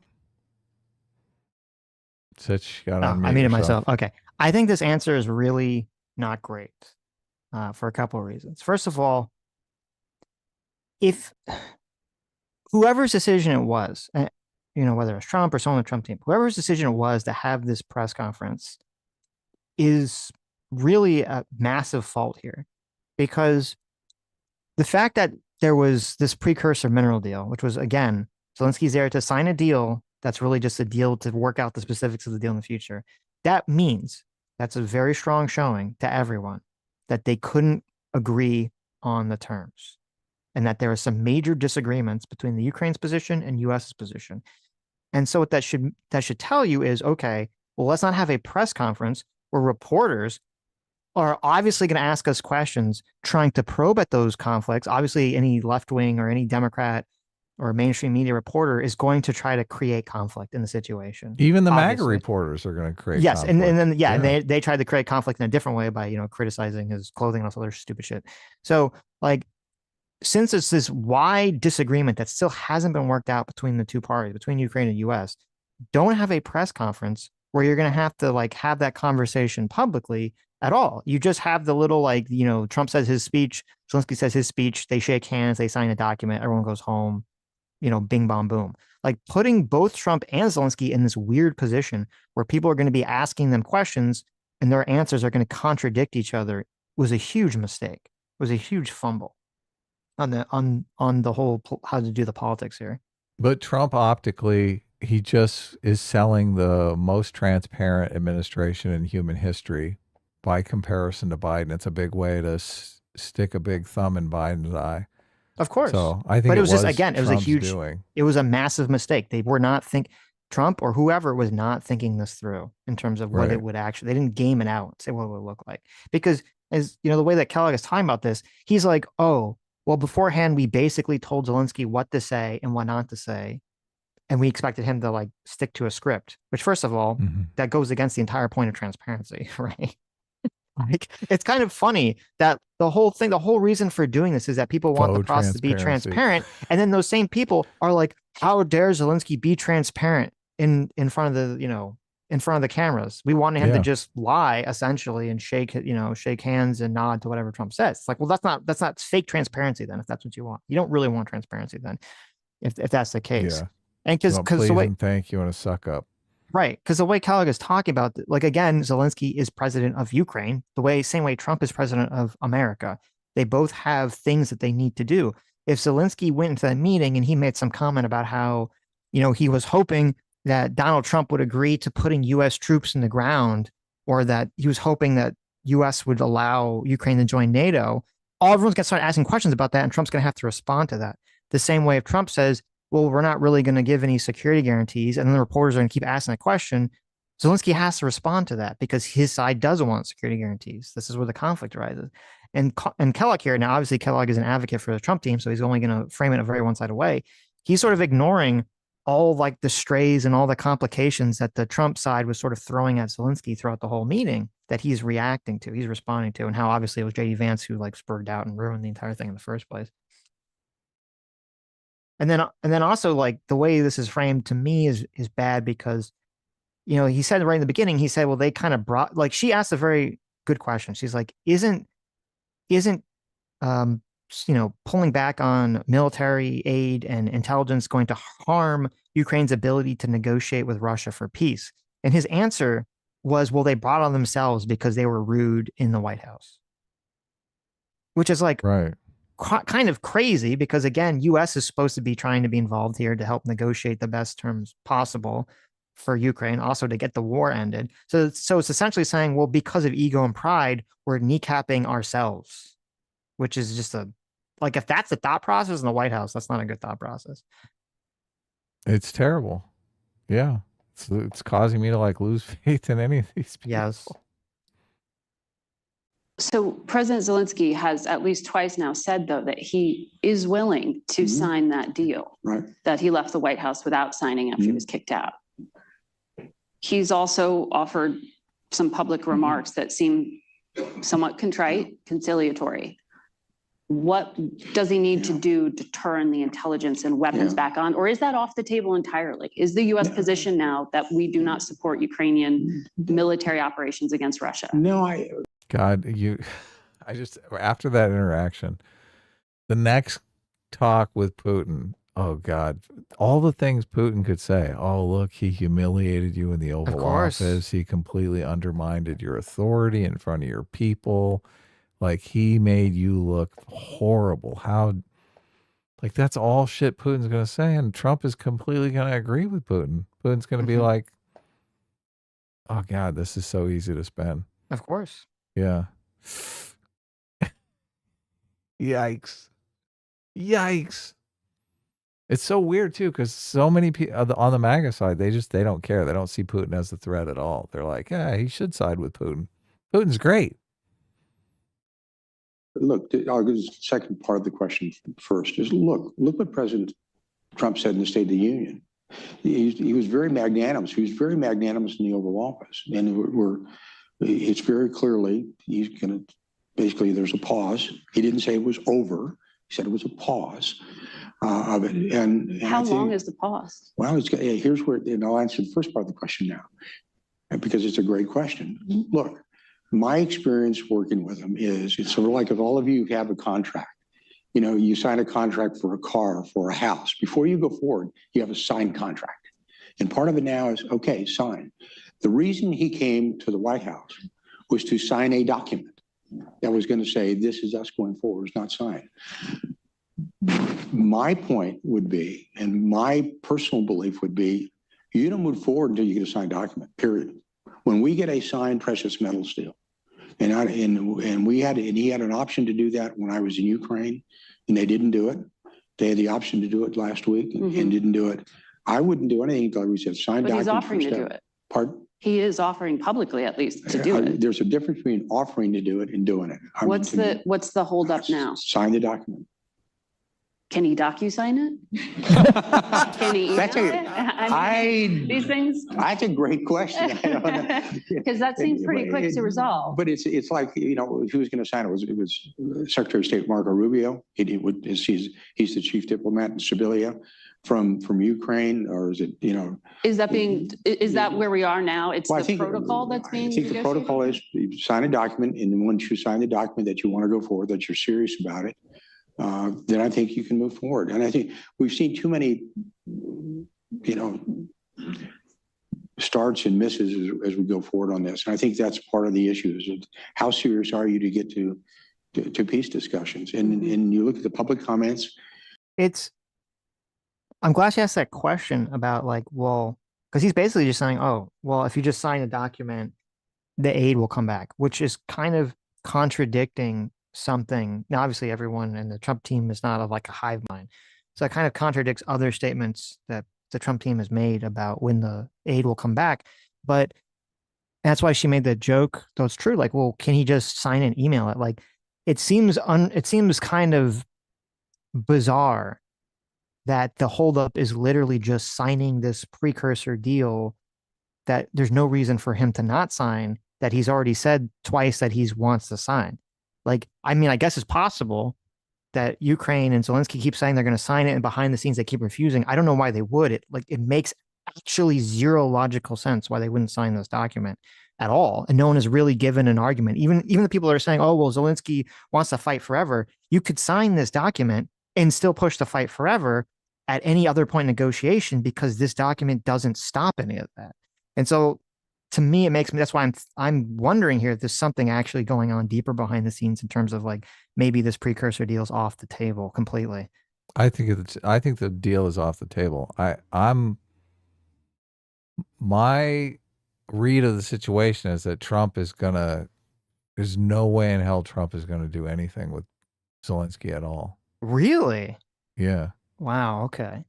I just what all this, why is it not being signed?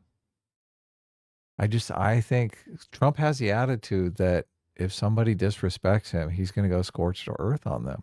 Right. And does he need Zelensky? I'd like to think this is going to come back together, but I'm not sure that it is. There was speaking of needing Zelensky, where is it? There was an article that was kind of fascinating. That was about how the Trump team is actually meeting with Zelensky's rivals in Ukraine. See, he's going to try to talk about having elections and trying to get, Zelensky out of office and to support Zelensky's rivals. Yeah, that are in bed with Putin.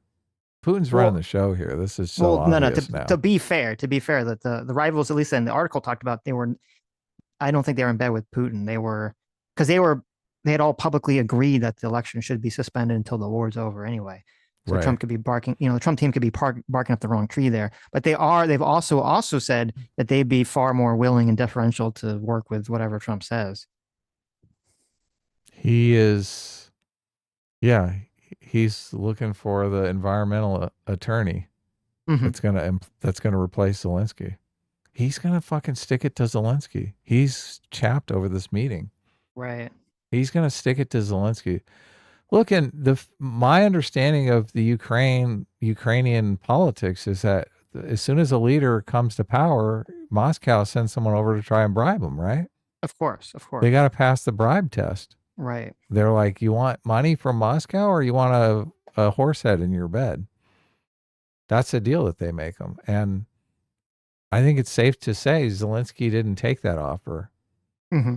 I don't know about Zelensky's rival in this next election, right? Yeah. And look, they're going to be, whoever it is, they're going to be pushing for peace, peace, peace, peace, peace deal, peace deal. Putin is going to get that country one way or another.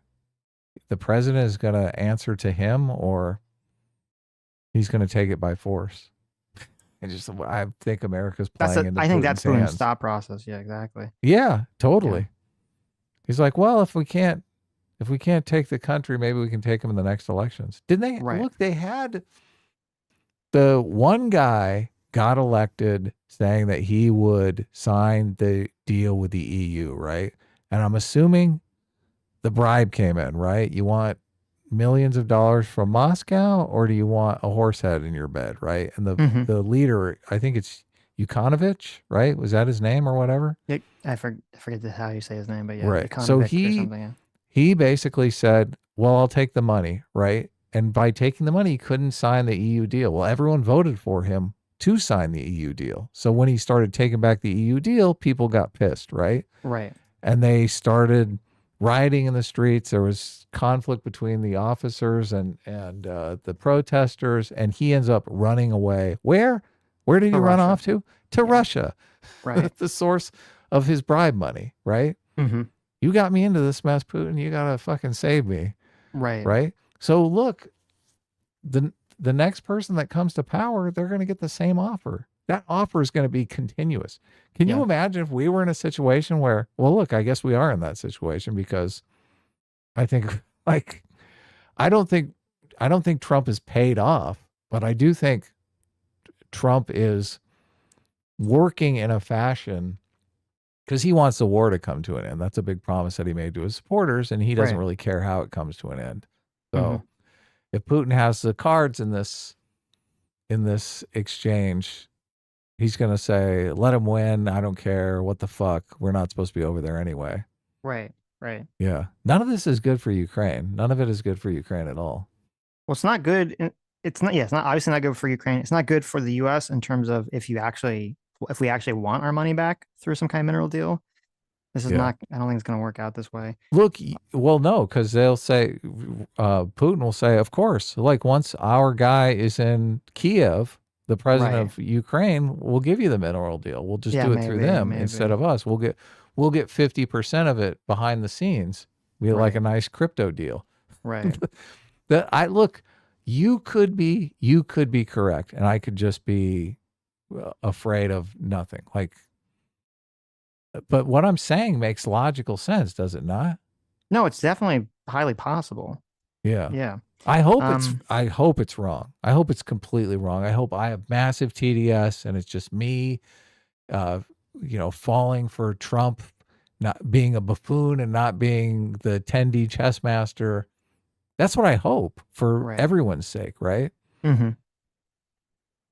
I hope I'm wrong. Another important thing to take into account or consideration here is that it's been reported that there was someone in the Ukrainian government who's not named, so maybe people can say it's not true or not, but I think the White House is operating under this thought process that they're claiming that the reason Zelensky put out his statement right before Trump's State of the Union speech, where he expressed regret, which he said, and also he published a statement on X and everything.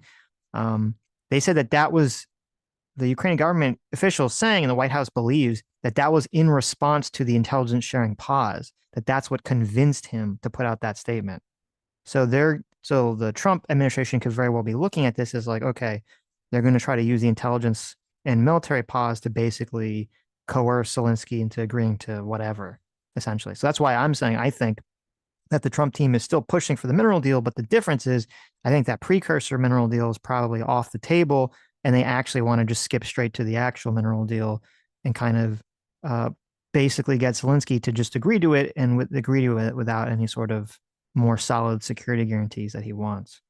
They want a better deal, and they have a lot of leverage. This is standard standard Trump deal making. It's Right. funny they call it the art of the deal. Is it really an art of the deal when you're like Goliath? You just come in there and you're like, I have massive leverage over you. If you don't do what Right. I say, I'm going to destroy you. Right. Right. Is that really the art of deal making? You know, if you pull out a gun to mug somebody, are you really making a deal? I got a deal you can't refuse. Give me your wallet and I don't shoot you.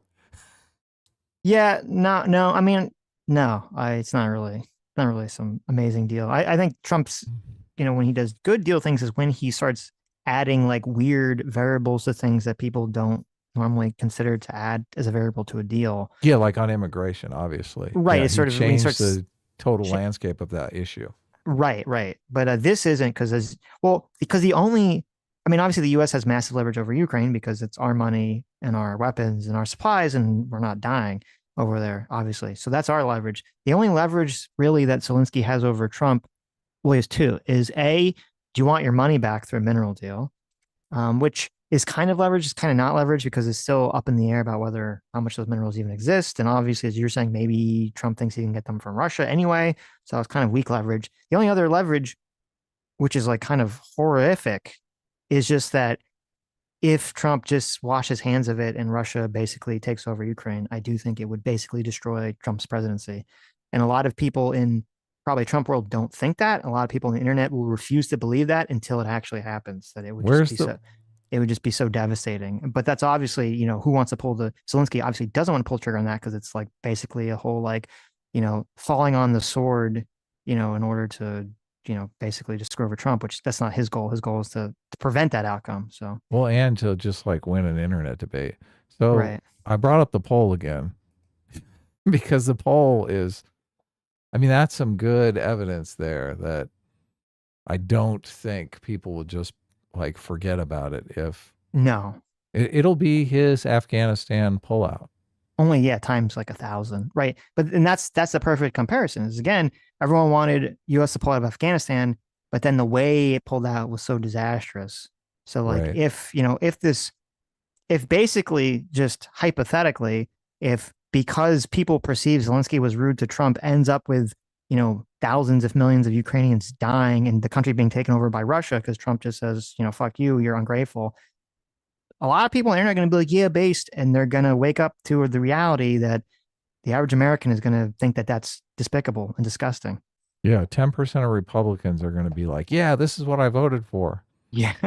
And 90% of America is going to be, yes, I did not vote for this. Right. Now, I don't think I think that's even unlikely because even if theoretically Trump did wash his hands of it, I think the EU would, I don't know what the logistics are. I mean, I think they'd try to scrape together as much resources and defense as they could, but I don't know what that would They look have like. an intelligence deficit and a supplies deficit. Yeah, that's the problem. Like even if EU steps up, they're going to be. All they can do is come to America hat in hand and say we want to buy ammunition from you, and right. Trump can still tell them get lost. Right. Talk to me when someone else is in Kyiv. I want this Zelensky guy gone.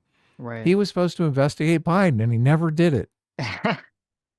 There's bad blood from a long time. For a long time, I don't know, but again, he only didn't because Trump told him not to. So, it's bizarre because it is weird. This like Trump, and this is just. I watch that exchange between Trump and Zelensky, where Trump is triggered. Trump is angry and saying really ridiculous things. And I think this guy is a buffoon. Mm-hmm. I don't know if Trump is looking back at that. And I've looked back at streams where I've lost my shit and I think I am being a buffoon. So I don't think anybody's above this, and I wouldn't hold it against Trump long term. Like anyone can lose their shit. It doesn't mean they're irredeemable for life or whatever. Mm-hmm. But if Trump looks at that and thinks, oh my God, this completely made me look bad. He's going to want to go nuclear on Zelensky, and that feeling is never going to go away. The only way it goes away is if Zelensky goes away. So Zelensky can do all of his magnanimous, oh God, all of his groveling basically. I don't know that it makes a difference. I think maybe it makes Trump feel better, right? He's like, oh yeah, grovel a bit more. I'm still going to kick you in the teeth, right? Right. I don't know. I don't know the dynamic here. All we can Right. really do is speculate. Well, we'll see. Again, I guess my humble opinion, being a random cartoon character of the internet, is what it was the same as what it was from weeks ago. Was Zelensky should just agree to whatever in the mineral deal and push the security guarantees into the actual peace agreement between Russia, just to change the conversation so that it looks optically like Russia is the hold up the peace and not Ukraine, because then it makes it easier for Trump to kind of sell that.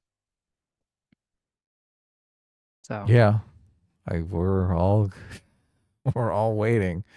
The thing is, Trump is such a master. Oh, I guess we're going to listen to more of this. Yeah, Trump is a master of controlling the news cycle, though. So that's another thing that can completely work against Zelensky. Like Zelensky can change, or Trump can change the page. He can change the psyche of the American people so they're not talking about Ukraine anymore in a moment's notice. And then Zelensky is totally fucked. Right. Yeah. Private discussions. And it's one of those, this is over to you. You figure it out. By the way, this is not something that is unusual. When I was in Kyiv 2 weeks ago, I was very clear to President Zelensky the outcome if we didn't have a signed agreement. I was blunt, unclear that this was a thing that could have happened. Sometimes, and I will be very honest with you, some people always misread the room with President Trump. And you better understand when you play with President Trump where he's going to and what he's, when he goes for some type of a deal. And what happened is President Zelensky, he misread the room last Friday, and I think he misread what I was telling him when I was in Kyiv as well. That sounds personal at this point rather than strategic. No, well, I think it is strategic. It's not personal at all. I think what it is, it shows a negotiating style.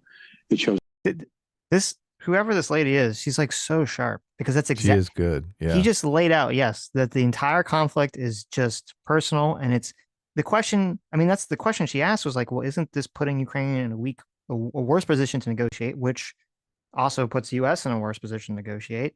And all the answers he gave was just personal, personal, personal. And now he's like trying to walk it back. Well, it's actually strategic somehow. It's like, I mean, is it? Isn't part of the conflict like the strategic part is? Yeah, I understand that. Trump, like Zelensky, they do have to make a strategic calculation where they can't just completely put their personal image aside because they have to maintain an image to maintain their own political power, right? So that does play into it strategically. But if the entire thing, like, if you can just get some kind of concession from Zelensky by him, regretting or saying he's sorry or whatever, and then moving on, I think most people would, I don't think Trump's going to lose out support. I don't think people are going to be like, oh, well, Trump is weak now because even though Zelensky apologized, he's going forward with the deal. Like, I don't think that's going to be the average mindset of the Trump supporter. Yeah, I agree. There's an understanding what you're presented with, and it's basically that's how negotiations work. Negotiations are a lot of times personal. I mean, when you go back historically, when you look at negotiations, how they've been solved, they are done personally. Go back to what happened in the Treaty of Portsmouth with Teddy Roosevelt between then the Russians and the Japanese. It was his personal involvement on a personal level that caused the Treaty of Portsmouth to eventually be signed. And I look at it, when you look, I don't care if it's Henry Kissinger and Lee Ductot or whoever's out there, they're always personal, but I think there's underlying themes behind them. But to be clear, once we get through the protocol and the signing of this economic agreement, which is what the Treasury Secretary calls it, not a minerals deal, does the intelligence switch back on? That's up to the President of the United States. So it's not necessarily do this and this is the result. No, it's up to the President of the United States. I am not the President. I didn't get a single electoral college vote. It's up to the President. And he's the Commander-in-Chief, he's the President. And I would never, ever speak for the President. It's going to be his call. Well, I'm asking that because it's confusing, frankly. I had the Treasury Secretary on Face the Nation on Sunday, and he had previously described the minerals and economic deal. He said, I was wrong when I called it minerals deal. He said it's an economic partnership deal. But he said that initially was a building block towards peace. After the Oval Office confrontation, he said, now we need peace before we see the economic deal. That was Sunday. I know things change really quickly, and there are a lot of cooks in the kitchen. But what is the position now? It still sounds like it's an open question if U.S. military and intelligence support for Ukraine will ever be turned back on. Is that right? Well, that's why I said that's why my take of this is that precursor deal's off the table, and now they're just saying no because of the White House meeting blow up. That's gone. You know, you lost your opportunity for that. You just have to agree to the actual financial deal with the actual, you know, whatever it says, you know, and probably says terms that are not necessarily favorable to Ukraine in it. Otherwise, they would have just signed the stupid deal and moved forward. But Zelensky got mouthy, and now he's got to pay the price. Right. I look at the word and define the word pause. Pause is not, the President of the United States did not say it is ended. He said it is paused. That is transitional. And he is the one who makes the decisions. No one in the administration, none of us should ever try to speak for the president. That's his call. And I would leave it up to him to make the decision when he thinks it's equitable or when a pause should be lifted. But to me, translation is I don't know.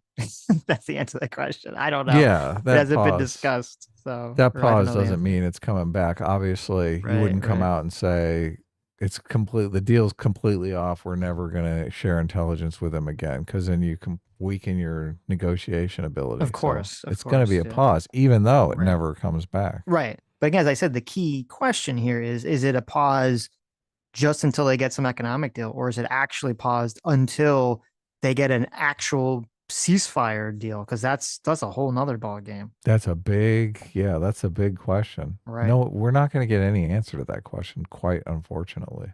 Well, we might. I don't know. It depends if they can supposedly, or today or tomorrow, there's some kind of Ukrainian envoys meeting with some American envoys in Saudi Arabia to try to work out something. So maybe they'll actually, you know, if they come out of this with some sort of economic deal in the coming week, which it's not super unlikely for that to come in this week or the next week, some kind of economic deal.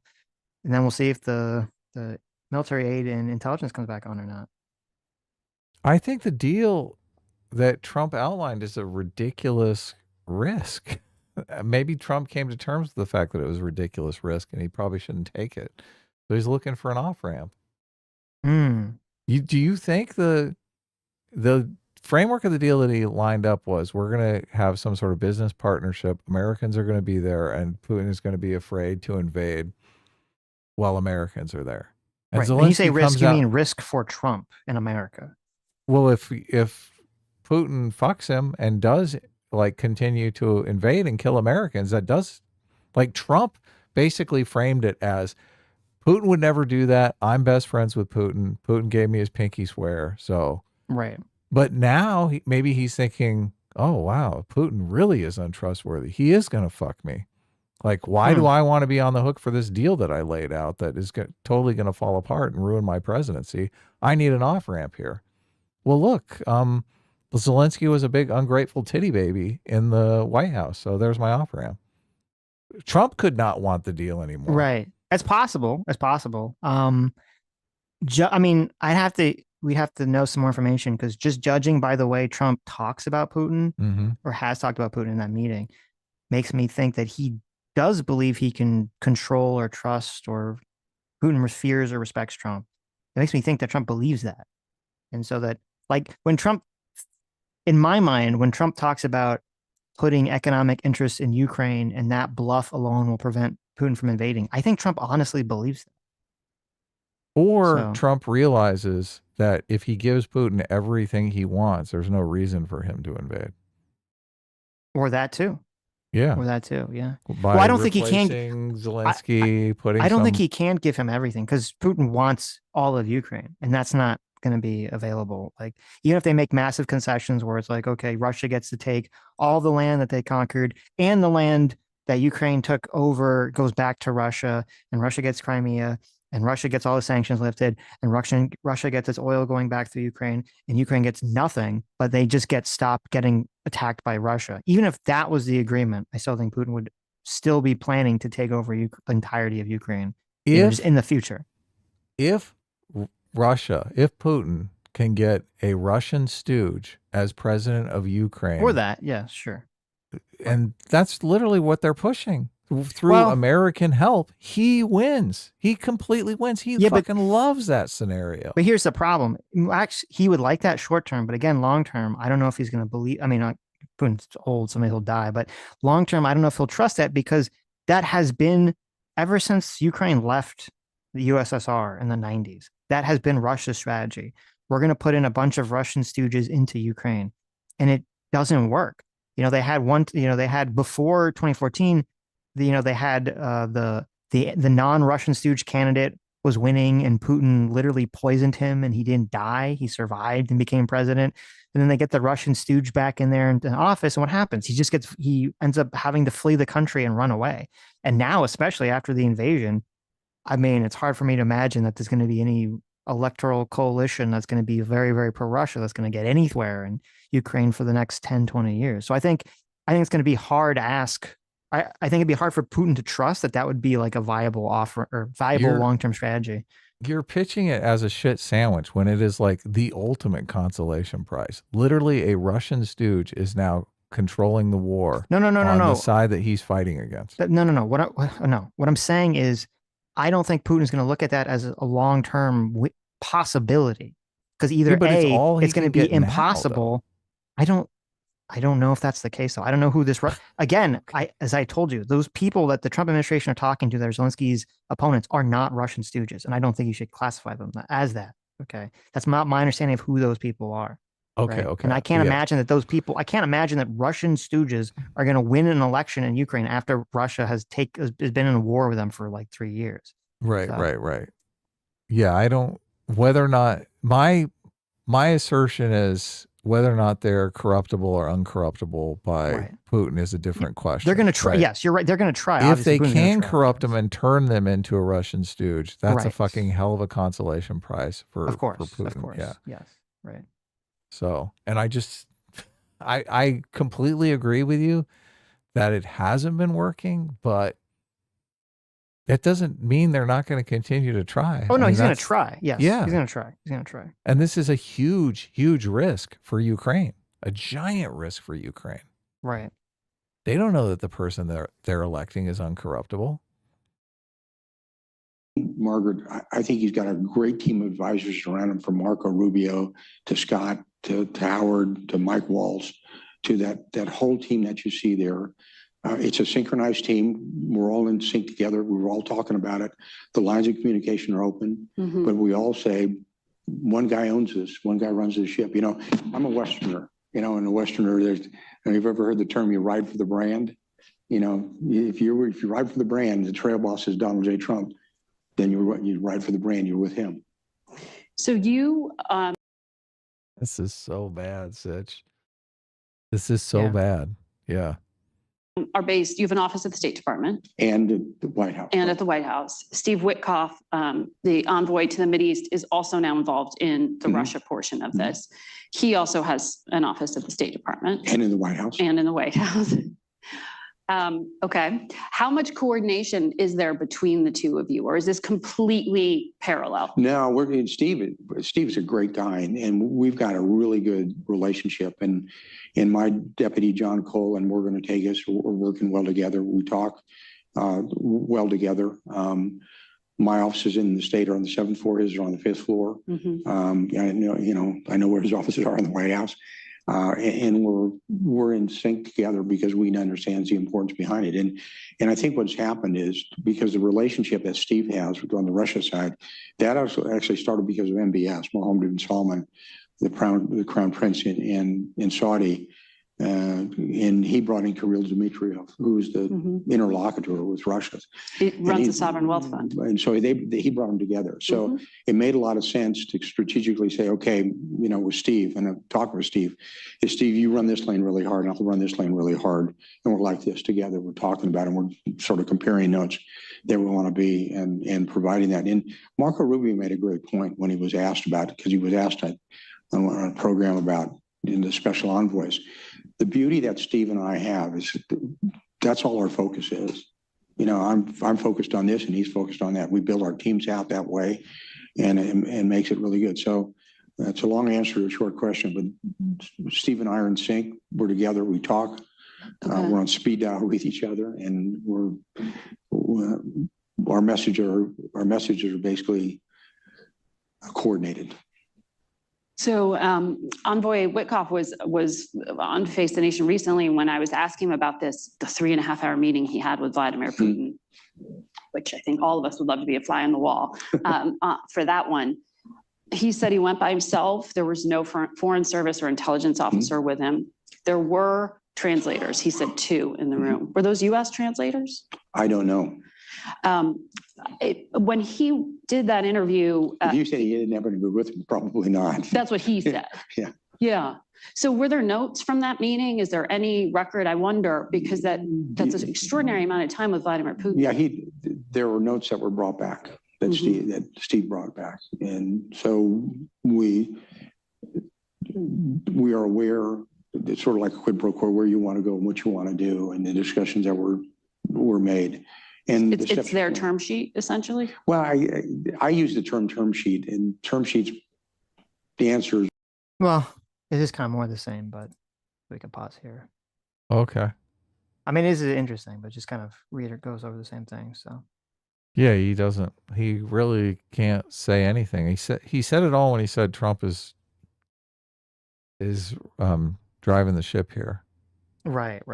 Yeah, so... It is what it is. And we are, I mean, all we can really do is speculate. But at this point, I think it could go either way. You think Trump is going to ultimately come back in? I think he wants to come back. I do think he wants to come back in. Now, he might not. Maybe Ukraine thinks they can pivot away entirely to the EU. I don't know. I think Trump wants to come back in. Right. He looks at himself as like Trump's whole brand is like, I'm the deal maker guy. And if it's like, oh, well, he literally couldn't get a deal because he couldn't even get Ukraine to go along with what he wanted when we have leverage over Ukraine, I do think that Trump would look at that as like a blow against him. Like his supporters aren't going to look at it like that way, but I think Trump would not be happy with that outcome. And also wouldn't be happy with the outcome if Ukraine ends up going along with EU and maybe EU ends up salvaging and saving Ukraine. So EU gets all their money back, and then US doesn't get shit back. So, and they get credit for being and then they get credit for it. Yeah. So I don't think he wants that. Right. The Real Wholesale for $20 says, yeah, or Ukraine could stop having such sweet raw earth deposits. Have you seen the size of those things? They're totally asking to be invaded. There you go. It's true. I read that the deposits were being massively overstated.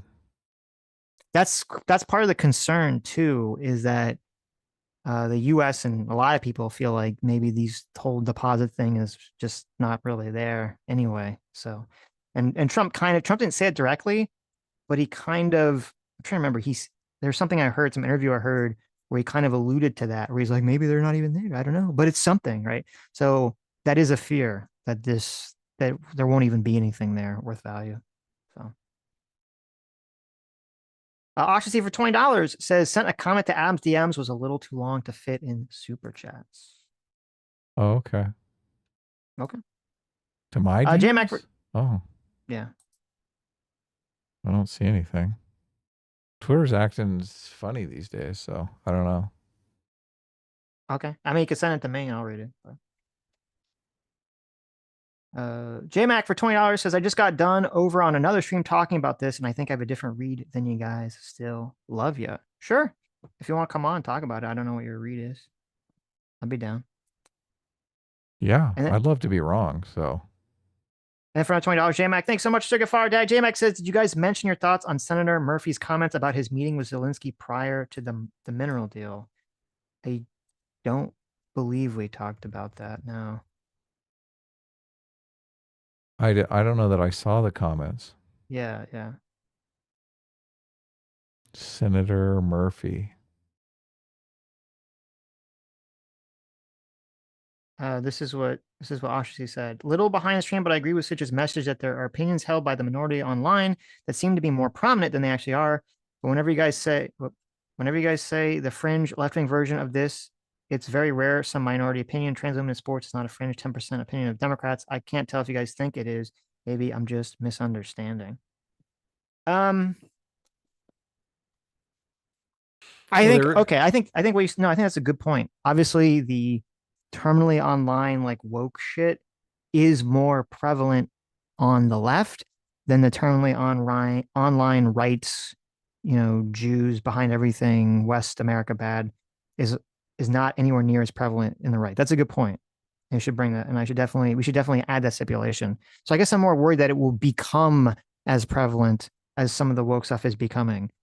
That being said, even with the woke shit, it's still obviously the majority of people on the left don't believe that shit and feel like they're being bullied into saying all this stuff, as we keep seeing when the woke stuff becomes more and more unpopular. People keep coming out and saying, oh, I only said that because I felt like I was compelled to, because I went through my weekly meeting at DI, my work group or whatever. They said, white people bad, men bad or whatever. So definitely seems like a lot of people on the left. Yeah, it's a lot more prevalent, but definitely seems like a lot of people on the left were just basically being bullied into this. And you're going to see it's going to be hard to tell, but you're going to see like the walk back and the shift in the coming years where people start shifting against this. And it's going to be like, well, do they always shift against it? They're just too cowardly, or they don't care. They're just going wherever the political winds are going. Right now there's this very interesting article from Gavin Newsom, of all people. Gavin Newsom was on a podcast talking to Charlie Kirk, and Gavin Newsom's making the pivot now where he's saying he's against trans women in sports. Yes. Yeah, which is Newsom. Yeah, which is crazy. Now, obviously for him, I think he's just going whichever way the wind blows, right? But that's a good sign that the Democrats or the Democrat politicians feel like this is not a tenable issue, and they're going to start pivoting on it. And then you're going to see the polls start to change back in the other direction. So, well, you nailed it. The asymmetry here is really they call it preference falsification, when people are just keeping their heads down, but they disagree, and they disagree because they think that they are in the minority, but really they are in the majority. So I do think it is the same exact situation where you have like 10% of people on the left that support trans women in sports, and 90% of the people on the left keeping their heads down, thinking that they're in the minority, but they're really in the majority. Right. So it is a good point, but I still don't think the numbers are there. They're not there, but it's still obviously the woke shit was way more prevalent in terms of bleeding into the mainstream and controlling the Democrats on the left broadly, where the online right shit is not at that level yet. Obviously, it's much less. So look, and it's easy also for people on the left to endorse the trans women in sports thing before there's been all of these situations, all these fallout type stories, all the evidence of the bad ramifications of the policy. Mm-hmm. So I think that is also going to be causing them to lose supporters. Right. Yeah. He's basically making the argument that, 100% of the left supports trans women in sports. That's what he's saying. That's what Ostracey is saying. Well, I don't think that's what he's not. I mean, the poll was, he sent me some poll. It was like 50. It was 40. It said in 2021, it was 55 Democrats said yes, 40 said no. And now in 2023, it's 47 said no, 47 said yes, 48 said no. So it's shifted back, even though it's still close. So it's not 100%, but anyway. Mr. Ubercross for $20 says the Ukraine problem is unsolvable. You can't do a ceasefire because Russia will violate it. You can't escalate because World War III. You can't leave it status quo because thousands are dying a week. All options are functionally bad. I mean, that's fair. All options do seem really bad. I think that I think Putin is wildly over bluffing in terms of nukes. And I think if US or Europe just says, fuck you, we're going to put troops on the ground. I don't think Russia's going to start nuking people over this stuff. Well, at that point, he can't because obviously France would retaliate. They have nukes too. That's the thing. Nukes are great defensive weapons. Now, obviously, no one wants to roll that fucking dice. I get it. I don't want to roll that dice, but the asymmetry in the nuke situation between Russia and Ukraine is that Ukraine can't really win the war because as soon as they start winning, then Russia could nuke them. Right. I think and I actually think, I don't even think it would come to that. I think if you had a situation where, the US and EU said, we're just going to flood Ukraine with as much, weapons as possible, I do think that they would be able to push back on Russia completely. And I think Ukraine if Russia would be able starts to? yes. Yeah. And if Russia starts threatening to nuke people, or does nuke people, I think they're going to lose support from China. China doesn't want that. China really does not want Russia to nuke anybody. So, right. And if that happens, then Russia's economy is going to collapse. So it's like, I agree. It's like a lot of bad outcomes here, but it's unfortunate because all the bad outcomes are the fact that Putin is literally just an evil piece of shit who needs to be killed and taken out. So that's he's the holdup here. He's the one problem here. Unlike Rick Scott, who should be totally safe and secure as an American citizen. Son. Okay. If Putin's back is to the wall, though, I don't see why he wouldn't use nukes. Like if he's in a no-win situation. I don't think it's going to help him. It's not, but it's going to be like a suicide pact. Maybe, but if that's the case, then it's going to be like, well, is the entire world going to have to tiptoe around Putin until he dies of natural causes and hope he doesn't hand the reins of Russia over to someone equally crazy? So that we're just forever a coward to do whatever the fuck Russia wants because we think that they're controlled by a psychotic person? No, you counterbalance the nuke situation. Right. You say, look, if you nuke Ukraine, we're going to nuke you. Well, that's kind of implied already with us supplying them. Yeah. Everyone knows. Yeah, that's kind of the way everyone's kind of operating. So right. But I don't think people are. I think people are like, we can't because he'll nuke us and we won't do anything. That's kind of the argument people constantly make. Well, no, yeah. I mean, but I think it's because no one obviously wants to start a nuclear war, right? Mm-hmm. So that's the problem. Nobody wants to do anything that will provoke Putin into starting a nuclear war. That's more accurate to the engagement that I'm seeing. A lot of it is we can't do anything because Putin has nukes and it'll start a nuclear war. Right. Yeah, I get it, and it's fair. I obviously don't want a nuclear war to start. Obviously, right? Nobody wants that to happen. Nobody wants it, yeah. Right. But I just don't see why people don't put the appropriate blame on the guy who's actually threatening to start a nuclear war. Because as I said, people have this mental block in their mind. That he's a bear in the woods. That he's a bear in the woods, right? He's just this force of nature. You just can't deal with him. And I don't think that's true. Help himself. I don't think Putin is just. I think Putin is a psychopath in terms of that he's not a moral person, but I don't think he's like crazy. I think he does things that logically make sense for him to do. So I don't think he's just like a person that you can't, contend with because he's just doing irrational things. And his goal is to make Ukraine part of Russia. Right. So nuking things doesn't really move that goal forward. Threatening to nuke things massively moves that goal forward. Right. But as I said, and people always forget this, Putin has been threatening nukes this whole time against the U.S. for the last 3 years. Obviously, none of that has materialized. So I don't know if JMac ever responded. I didn't see a response. So Let's see.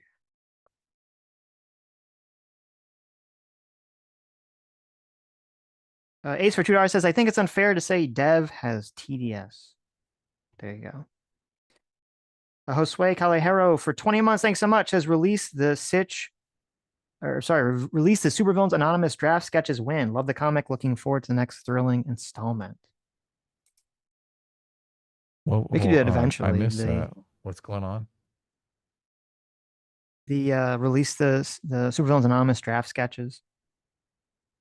You can release like, I don't know if you want to release your draft sketches. You can release my shitty storyboard if you want. We have the whole book and my little storyboard. Shitty thumbnails. Yeah, my little stick figures and everything. Adam Godbout for 31 months says Hasan made the classic mistake. He forgot to add in Minecraft. True.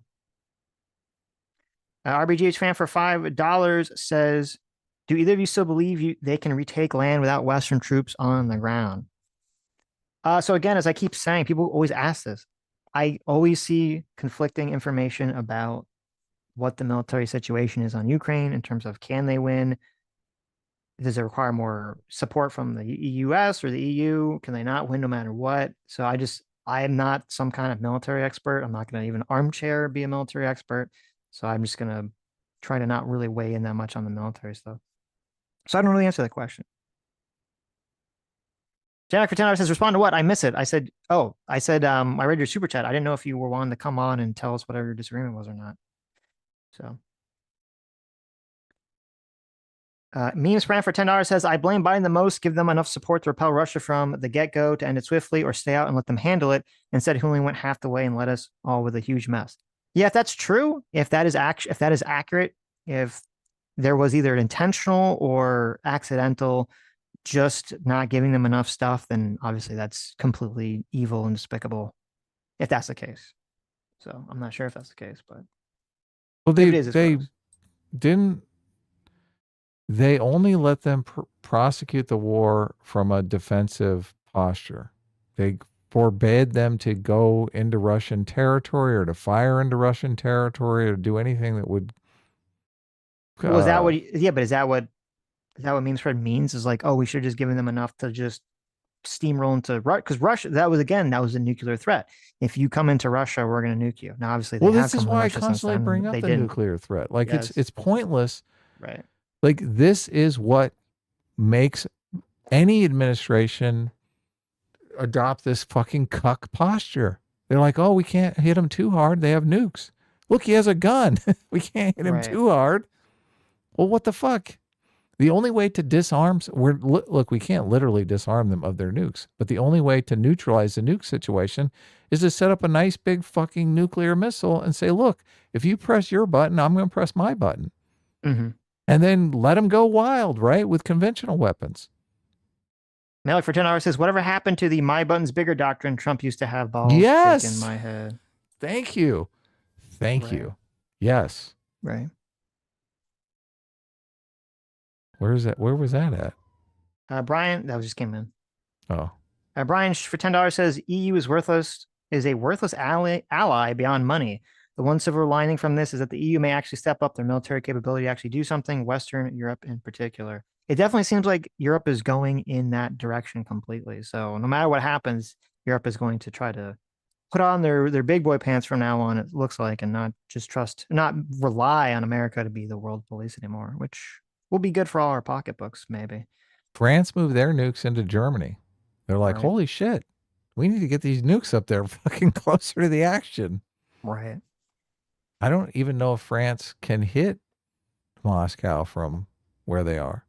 They have nukes on airplanes, but I think if they shoot those airplanes down, which they're going to, like if a nuclear missile's coming out of an airplane, you bet they're going to be trying to shoot that fucking plane down, right? Of course. I mean, but also we have like submarines everywhere, so. We do? We're going to launch? Yeah. No, we're washing our hands of this. If Russia starts trying to nuke Europe, I think we would fire back. France doesn't have any nuclear submarines, last I checked. So okay, right. I don't think What's France up, Jay? has weapons. I don't think they have guns. Look at this. They just throw cheese at people. Turn your mic up a little bit. You're a Yeah, little it's a little quiet. lighter I'll than. just scoot closer to it. I'm really far from it. Okay. My setup is all Isn't wonky that the right now. mic on your thing? You want to bring No, your he's got picture the up? No, he's got I've the glowing my, mic. got my little Remember? glowing mic. See? Yeah. Oh yeah, I Yeah. remember. Yeah, no, I was gonna stream today on Kitty's channel, but Were my you really? computer, yeah, we already did. It was a lot of fun, but my setup, my computer decided to update, and I thought I clicked like ignore, but I guess I didn't, and so it like my computer was updating the entire time. So I ended up streaming on my phone, which was Terrible. yeah, I know. Crank up your mic. So- It's still a little soft, so All right, give I me don't a know if it's on second. full blast. It might be. Hold on. You have your gain up on the physical mic. There's a little button. The Talking bottom. about where? Oh, yeah. Underneath the hyper thing, if you turn it to the thicker circle. Hello, hello, hello. How's that? That better? Still a little little bit. low. Yeah. What if I just yell everything? That's much I'll just better. be really passionate when I talk. No, that's terrible, actually. Okay, then I won't do that. Oh, Okay. that is way Well, better. Yeah. Better? That's too loud. Well, jeez. Yeah. I know it's complicated. There is a little delay on it, so I feel like I'm in Goldilocks here, you know. It's Okay, too look, hot, too you're cold. perfect. Perfect. Okay. Yeah, I know, Sitch. Thank you. Thank you. Yes. So actually, it's kind of funny. When I initially sent that super chat, I had just jumped in, so I was kind of catching some of the tail end, and then Sitch, you later had kind of surmised your entire perspective on the meeting, and I was like, oh, I guess I don't really disagree a whole lot. It was Well, there you go. It all worked out. Okay. I think I had I think when it comes to some of the, I think our reading on the psychology, which, you know, a lot of times is going to be a guessing game because we're not Of mind course. readers. Right. But I do think that you know of. well, Yeah. I'm like a 60-40% sure that you're not Okay. mind readers. So because I you knew know, you'd say try to that. be. you knew exactly. But I do think that because I actually had a I think a productive back and forth with one of the guests or one of the panel speakers that I was on earlier, and we were kind of going back and forth about America's position in global diplomacy, especially with the whole Ukraine stuff going forward. And I really did feel that because everyone's coming at this depending upon your political leaning and your moral leanings. And so that's why you kind of see this two movie thing play out with people are saying, oh, well, you know, Trump and Vance were complete assholes and, you know, they were big babies and all this stuff. And then you have the other side saying, well, Zelensky was ungrateful and disruptive and demanding and all this other thing. And so I had not been paying attention to any of this stuff since it happened because I was like, I don't have the time nor the brain power to want to try to comprehend it all. And then when I found out today that that's what they're going to talk about, I was like, oh shit, okay, let me actually.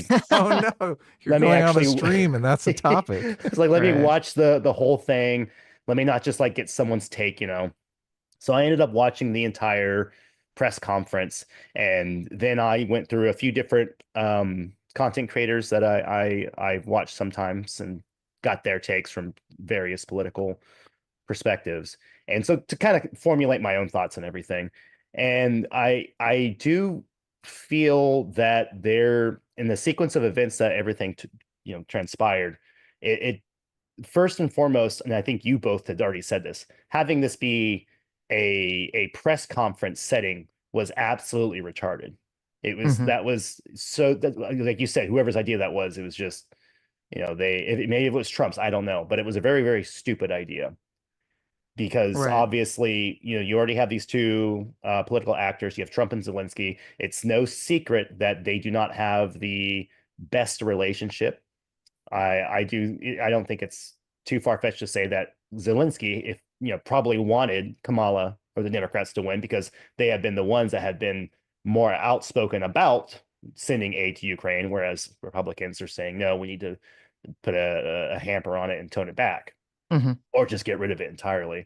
So, and then putting that in the public space and having it be deliberated there. Now, all that being said, when we look at how Zelensky kind of proceeded with the conference, there were several instances where I think and you actually said something that I hadn't considered before, Sitch, but there is a public image that Zelensky is trying to display as well as Trump is when it comes to like his position as a wartime leader Right. as a strong actor in this situation, that he's going to be the one fighting for his people and getting things done that he needs to get done. That being said, I do think in the situation he found himself, it should have been a sign it and get out, and then worry about the excess later. I think that ultimately would have been. I think we'd be in a better spot now, looking back, if that is how things transpired. Yeah, I mean, in retrospect, obviously that's what I mean, that would have been probably smarter. He didn't expect Vance to like spring out on him, obviously. Yeah, of course, and also so like there wasn't, the reporters as well. Right. Like I don't think that was an anticipated response. That's why I said on Sunday, like the way that I view it in terms of culpability is, Zelensky is like rolling through a stop sign, which you shouldn't do, but it's not like the end of the world. And Vance is like drunk driving and he just crashes into him.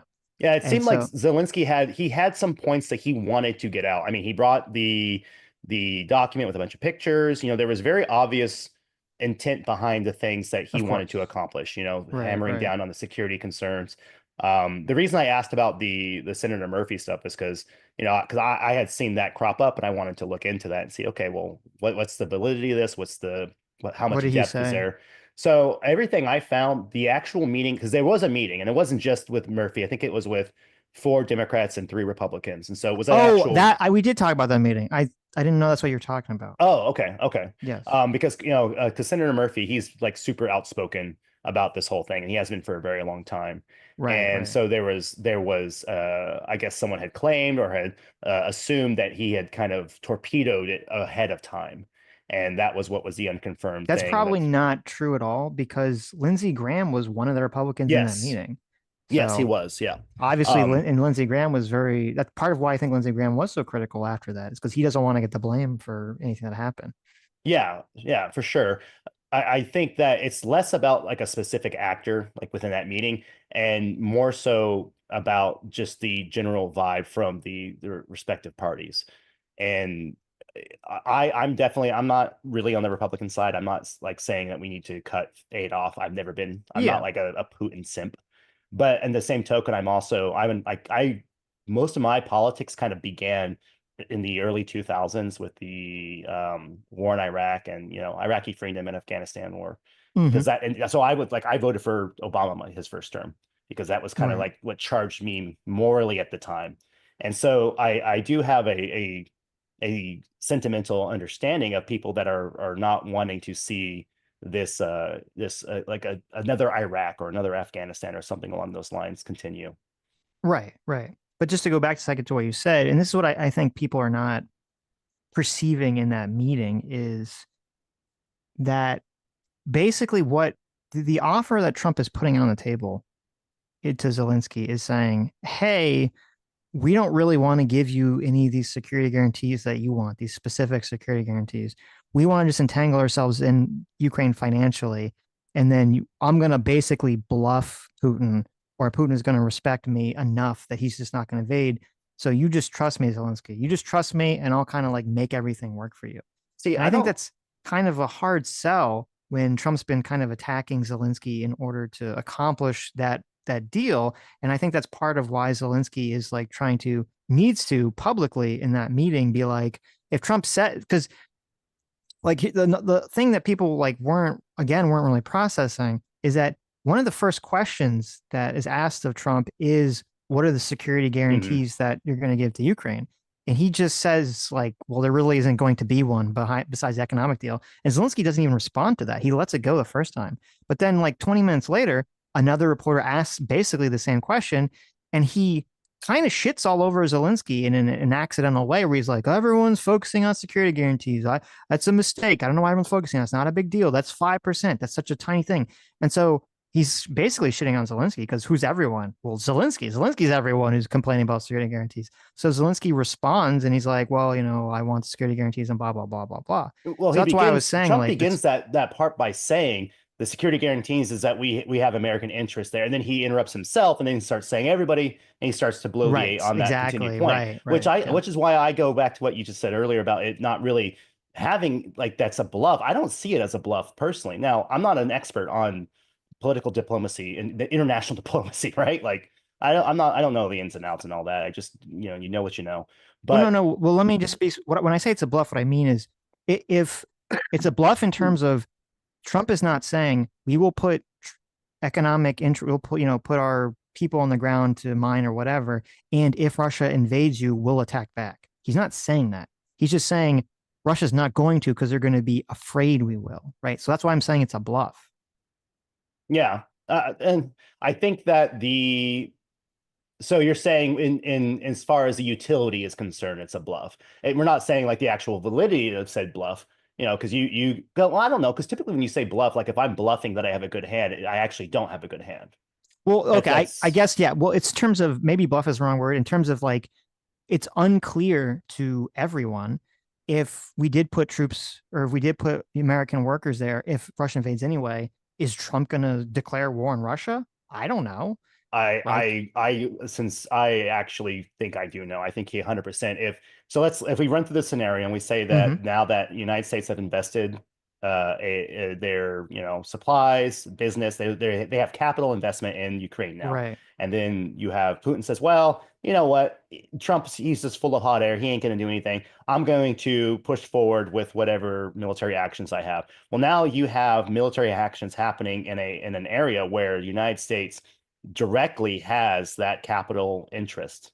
And I don't see any scenario in which that happens that Trump didn't say, okay, well, you're attacking Ukraine after we've agreed on this ceasefire or whatever the other terms are of the deal, because we have our business and our supplies and personnel there. Like, I don't see how there's not retribution that comes forward from that at all.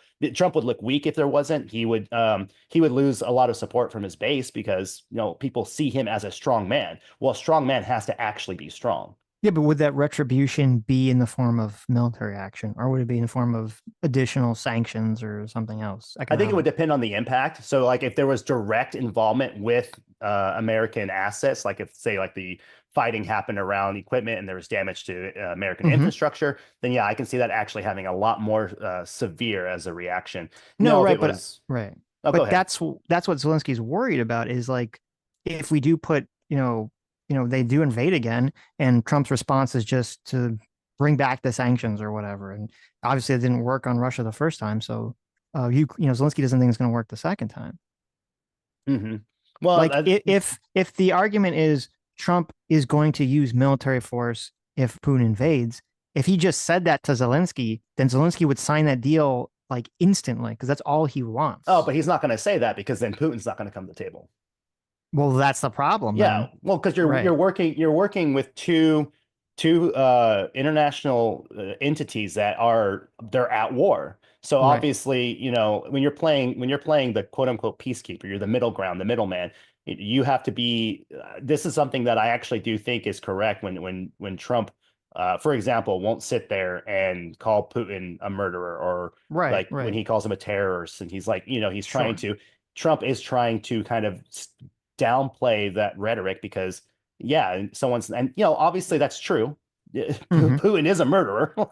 I think I want to say it was Marco Rubio actually in one of the interviews afterwards following the meeting. It was, he mentioned these things. He's like, yeah, obviously these things are true, but in terms of diplomacy and meeting both parties, you have to have some sort of understanding between those parties that, like, okay, we're trying to seek some sort of resolution, and that resolution is going to require both parties to kind of meet in the middle. Right. And this is something I had said earlier to another person. I was like, and that doesn't necessarily mean like that's a fair thing. Like, obviously Russia and Putin are the aggressors. Like, I don't, except for like the most absolute insane people participating in online discourse. Like, everybody understands that. Yeah. I've never given Trump criticism for for not being mean to Putin, because I agree with, obviously, if that can lead to a good outcome or a good deal, then that's fine. Like, who cares? I think that is a lot of virtue signaling and all this other shit. But I mean, you could be right, and I think this is, if that's the case, then I think Trump is playing this completely wrong. Because if the case is he wants to basically tell Zelensky, hey, we will use our military to back up if Russia invades, wink, wink, but we just can't say it publicly. Like, I understand the argument there. If that's what like Trump wants to do, then he's basically saying you need to like massively trust me, even if I don't put it in writing. And the problem is, why would Zelensky massively trust Trump when Trump has been calling him a dictator, has been saying that Ukraine started the war, when JD Vance has been going off about how evil and terrible Zelensky is even before the meeting blew up? Like, there's no reason Zelensky should ever trust that Trump would go through with that. Yeah, I think I understand that argument. I just think that at a certain point, what choice do you have? When this all boils down to going forward with, and you're right, like there has to be some materializing of the actual promises and what those promises look like. Mhm. But there is not even going to be a concept of those promises, because if the deal's not signed and then the United States pulls any further aid, then there's nothing. Then you're left with, Right. okay, well then you have what you have, and that's that. Well, it depends on what the situation on the ground is, because like if Ukraine is just losing and they're going to get overrun, then yeah, they're going to sue for peace and they're going to probably take whatever paper shield deal, because a paper shield is better than no shield at all. But if that's not the case and things are at a stalemate, or maybe Ukraine's doing, reasonably well, they don't want to basically agree to some ceasefire that's just going to allow Russia to regroup all its forces and strike back harder in the next 2 to 6 years. Yeah. And it was brought up to me too. It's really hard to kind of get to ascertain the military prowess of Russia, because they are so close with those communications, and so it's kind of hard to really know just how, because that's when you have a kind of dictatorship like that. That information isn't just something you can publicly look up. Yeah. So, but it does seem like that aid is something that, whether or not we understand the Russia's capabilities, we do understand that it's something that Ukraine does need. I mean, of course, if we went down the hypothetical of like, okay, well, starting next week, all foreign aid's pulled away from Ukraine. Like, how do they fare the next month or two? It's, that I think it's pretty safe to say we would understand, just because of, and they're fighting a defensive war as well. Typically, when we look at, historically, when their defensive war is fought, the aggressor, when they're charged with taking ground and pushing forward, it pose more difficult depending upon all the circumstances. Yeah, and I mean, I don't know enough about Ukraine to know how much money and supplies they could scrape together for Ukraine. It's something that we haven't really talked about, which is Turkey. I don't really know anything about Turkey, except because it's Turkey, delicious. Yeah, except for it's delicious. They have the largest military in the region. Okay, so Turkey has the largest military in the region. They hate Russia, and they've already said today, and they've been saying for the last week, that they are willing to literally send troops into Ukraine. So for all we know, fucking Turkey could come in here and end up saving Ukraine. Like, I have no clue what's going on here. It says, according to this article, it says Turkey has the second largest army in NATO after the United States, which I had no clue that Turkey had such a large army. Turkey doesn't have nukes, though, obviously. Right. So this is but Putin's not going to go fucking nuking Turkey. I mean, that'd be like it's the thing. You got to pull your punches when you got. Oh, if you hurt me too bad, I'm going to nuke you. Yeah, but they're a NATO country, so then that's going to spark the collateral. Okay, so NATO can nuke them back. Okay. Yeah, the collateral that nuclear war brings. I mean, that's always kind of like the unspoken understanding that no matter, because when we look at what happened with Japan in World War II, like we dropped the atom bomb to be like, okay, it's done, you're done, right? And at that point, they could literally not retaliate. Yes, exactly. So I'm saying, once the country now then has nuclear capabilities, and you have multiple countries with nuclear capabilities, the collateral from, you don't have just one guy swinging a big stick. Everybody's got big sticks. Right. But I'm mutual assured destruction. Yeah, exactly. I'm saying if Putin is in a situation where Moscow has fallen, like it's over, Russia's already toast, that's when he pushes the button. So everyone is forced to push to pull their punches and not hurt them too bad, right? Right. Yeah.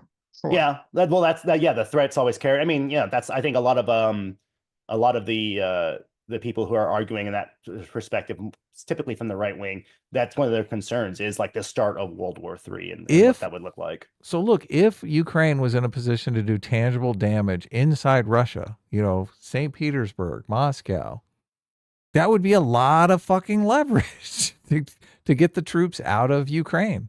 Right. But they can't do that because of the nukes. Yeah. Well, they literally cannot create up to that leverage. Point. Yeah. They can do sustain. They can create leverage. They can do things up to the point of taking, over Moscow. Right. Yeah, because I don't think Putin wants to get himself in that position where he is up against the wall. You know, Putin, like I think Sitch said it earlier, he's crazy, but he's not. I said he's evil. He's not. evil. He's Yeah, not yeah. like insane. Yes. Yeah, he's a bad man, but he's not, he's not cuckoo for Cocoa Puffs. Right. He wants to maintain his power that he's had and that he's solidified. And so that's going to take maneuvering on his part, not to get to the point where, he's got the big red button and that's it. Why did the Biden administration adopt a completely defensive posture? Why did they forbid Ukraine from going into Russia for so long? Why did Elon Musk prevent Ukraine from sinking Russian ships and submarines? Why were all these things? Why did they basically put handcuffs on them to actually win the war? Threat. Yes, because of the news threat. Yeah, we talked yeah. about it. Yeah. Mm-hmm. So look, you've put Ukraine in this situation where they can't fucking win the war. So I'm not surprised that they're pissed. And then not only that, a bunch of people come out on social media and want to, glaze everyone about how it's impossible for them to win. Well, yeah, you've had fucking both their hands tied behind their backs for the last 3 years. Of course, it's impossible for them to win. Well, winning, we have to define what winning would be. I think from the perspective of what we're given, winning would be just stopping Russia from killing and taking over their country, right? Like that would be them winning. If Russia was like, okay, this is too hard, we're going home, and pulled, like that would be it, right? Like they don't have to actually like then go and follow troops into Russia and then take over Russia. I don't think Ukraine wants that. I don't think if they started shelling St. Petersburg, I think it would be very inspirational for the Russian people to like pull their troops out of Ukraine. Like they keep saying they can't tangibly force them out of Ukraine, which is correct. But as soon as they start shelling fucking St. Petersburg, that's going to be a huge negotiation tactic, right? Maybe you want us to stop shelling St. Petersburg. Yeah.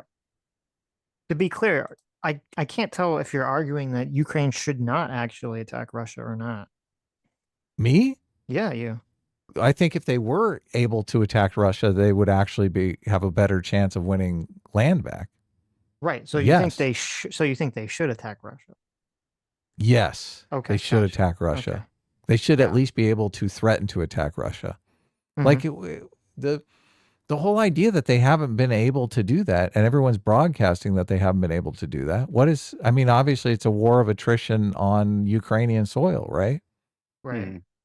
What do you think, Sitch? You think they should be able to? Obviously the foreign policy community has been debating this back and forth. Many people say that they should be able to attack inside Russia, and it's stupid because like Putin is never going to leave until you give him a black eye and show him you mean business, right? But a lot of people say, oh my God, you're going to start World War III. They have nukes and they're going to nuke. So I realize that this is a debate inside the foreign policy community. I think, as I said, Ukraine has already attacked Russia. They probably blew up the pipeline.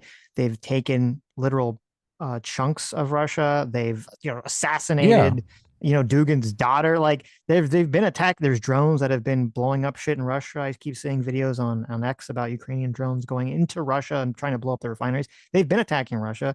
Russia hasn't nuked anybody. I don't think Russia is going to nuke anyone. I think if it got to the point where if Ukraine and NATO armies are marching on Moscow, okay, maybe then. But it's like up to that point, I think if they just start taking big chunks of Russia and attacking, I don't think their nukes would start flying, and I think it would add for leverage because they'd say, yeah, we'll give it all back if you fuck off, right? So my understanding of the foreign policy talking heads debating this, they were debating it when the Biden administration was wholeheartedly, no, you can't do any offensive measures whatsoever. You got to stay out of Russia.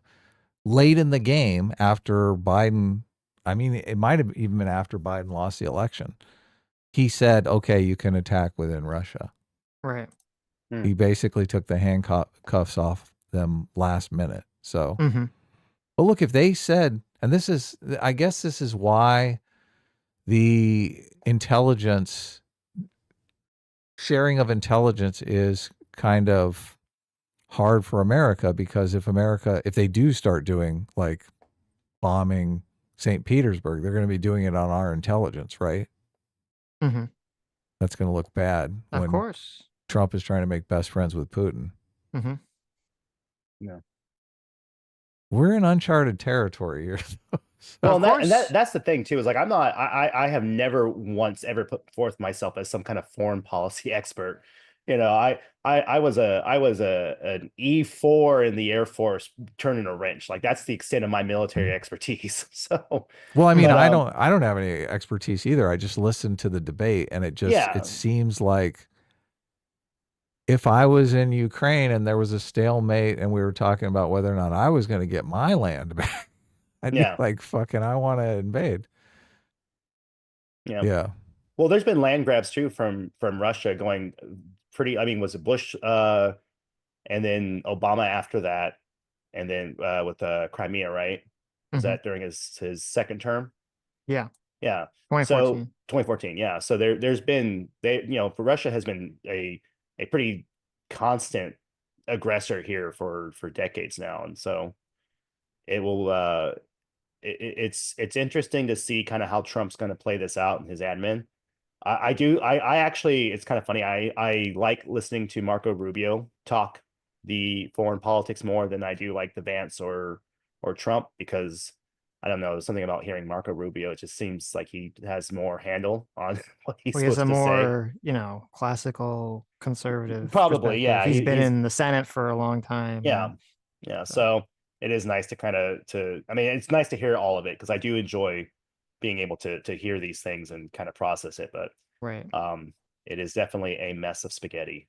So okay, cool. Anything else? No.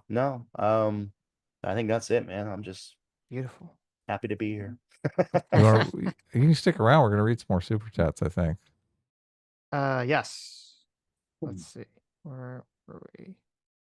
Aussie ODST for 5. Aussie Buck says, mothers I know are on the fence about trans people in sports because they don't want genital checks for their normal kids. Some Republicans are whack.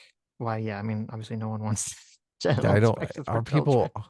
I don't think you need to do the genital inspection. We don't. Right Yeah, away. the hyperbole. I hate the hyperbole. Doesn't matter if it's left or right. Like, if you do sports, you have to get a physical, and you have to have it signed by your doctor. And if there's a basic understanding, I don't think we have to have penis inspection every Friday to make sure that there's no boys on the Nobody girl volleyball grew a team. penis. Yeah, exactly. Yeah. I think that it doesn't have to, and to sit there and to posit that's going to be the policy is very, very silly. It's so stupid too, because look, trans people do not pass on the body.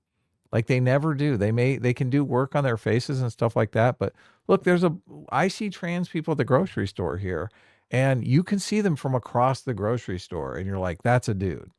Like, it's so obvious. Right. Well, and not to mention that because the population of actual trans people is so small, if you're a trans person at a school, I guarantee you students know who's trans. Like, that's not, I don't know. I just think that. Yeah, like, it's not something that would require, like, people will know. Like, it's it's like, oh my God, Cece's trans. Like, I had no idea. It's like, no, right. It's completely ridiculous. You don't have to pull penises out. No, you don't. Ashley in the chat said a total of 90 B-61 nuclear bombs are hosted at the Incirlik Air Base, 40 of which are allocated for use by the Turkish Air Force in the case of a nuclear conflict. Really? So they get fucking nukes to Turkey now? No, it does require, he's saying it does require NATO approval, so which makes sense. All right. Holy shit. They're going to move nukes into every single NATO country. Like, everyone, this is the thing. Like, there's just a narrative that many people on the right have bought hook, line, and sinker. Oh, it's like Ukraine couldn't even win if we funded them. If we gave them weapons and let them loose, they couldn't win. Russia's just too powerful. They don't stand a chance, right? Or giving nukes to other countries that don't have nukes already. Oh my God, that's insane. What are you doing? We spent the last 50 years talking about nuclear proliferation and trying to stop it. Yeah, well, it didn't work. So I know. I'm disgusted with these right wingers. As a libertarian, where are the public nuclear option? Why can't I have a nuke? Yes, exactly. We should all be able to have shoulder-fired nuclear missiles. There you go. There you go. When we're all nuclear, nobody is. The ultimate home protection. Mm-hmm. Lethal Strain for $2 says we need to get China involved to prevent nukes. Yeah. I mean, I think they already are involved, but yes, definitely. China? It's just whose side are they involved on?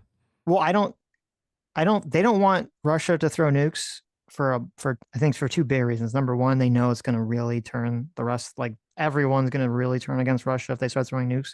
And also, and this, I never thought about this. Ryan Macbeth brought this up. He said that like part of the big tactical use of nukes is to prevent amphibious landings, which I don't know the logistics of, but he's, knows all this stuff.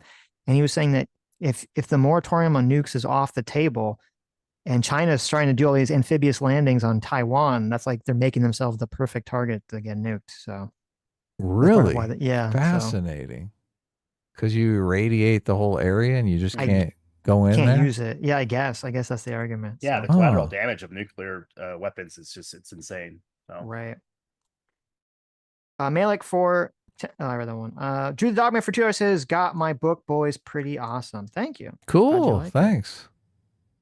M8566 for $5 says, "Putin is innocent, baby. Actually, America's responsible for starting the war. Everything is really our fault. America bad." Very true. That is the perspective. Right. By many people. Urso Nikolic 95 for 250 RSD says, "Nukes are not there to be used. They are there to be threatened with." Yeah, that's generally my understanding as well. So true. Nuclear deterrence. Yes. Well, it's like a gun, you can just kind of whip it out and hopefully the person stops aggressing. But there are that. Well, I think it's more like a suicide vest. Yeah. You got the bombs on, yeah. Right. It's like, yeah, a gun is a gun. The nuke's a suicide vest. RBJH fam for $5 says, "Having America in the region is a security guarantee and quite a risky one. Besides Russia doing something, don't forget about false flags." Yeah, that's a good point too. Because if there is something that happens, everyone's going to start pointing fingers about, was it Russia? Was it some crazy Ukrainian false flag thing? Like, yeah, that's a good point. And Trump shoots from the hip so much. I think he may be coming to the realization that the proposal he has on the table is quite risky. So, right. Gingermus Prime for 5 Aussie bucks says, "In 2022, there was a 0% chance U.S. gets involved. If this deal brings that to 20-30%, that's a massive difference in Ukraine's favor. Also, extra money for guns." Well, is it extra money for guns? Because if U.S. is taking some massive chunk out of their money, it's actually kind of a hindrance from Ukraine to be able to buy guns. So it's unclear. And again, as I said, if Russia is helped greatly by being able to pull back and regroup for 2 to 6 years, I don't know if it's going to be a big boon to Ukraine. RBGH fan for $5 says, "Do you think Russia has shown their full military arsenal? They still want to trade with the West when this is over. Energy trade is a huge variable." I think they have. I think they've shown everything. I think they've thrown everything they possibly can except for nukes at this point. And that's even the people that are sort of on Russia's side. I haven't really heard anyone making that argument about Russia has a secret arsenal of, technology and troops they're holding back. So A-Dib for $5 says, "Nukes have extreme maintenance requirements. We're going to see how effective Russia is at that." That's another thing. Obviously, no one wants to test that. That's another thing people have suggested. They even question whether Russia's nukes even work anymore. Right. Because they are very, very expensive to maintain. So yeah, to get the nuclear in the military, it's a pretty intense process. Oh, I can imagine. Yeah. Two Rivers, thanks so much for 33 months. Says, "At what point does China get more involved? Would Turkey trigger it?" I mean, I don't think China is going to get involved in terms of I don't think there's any chance. I could be way off here. This will be a prediction you could clip. I don't think there's any chance China is going to get military involved in defending Russia. It's hard for me to imagine why they would ever help, why they'd ever make that decision, why it'd ever be helpful for them. I don't think that's ever going to happen. So China wants Taiwan. So China is watching the conflict very closely with its own strategic goals in mind. Right. Yeah. Fondue for $5 says, "Remember when it was lefties that wanted to get rid of nukes?" Yeah, it's funny how that all worked out. So now the lefty is like, give everyone nukes. At least you're calling me a lefty now. I kind of like that. Hey, it feels good, right, Adam? Go back to your liberal roots. Just look, I'm fucking losing my mind over all this Ukraine stuff. I can't believe how cruel people are being. I'm losing my mind too. But one thing you got to remember is it is in the age of social media, hyperbole is going to always sell, and that's what a lot of this is for the attention. it's kind of why I tuned it out for a long time too, is because it was just so insane to see people's back and forths that, people that both, content creators that I enjoy. It's like, oh my God, let me just close and mute this conversation, mute these words. I mean, I get it.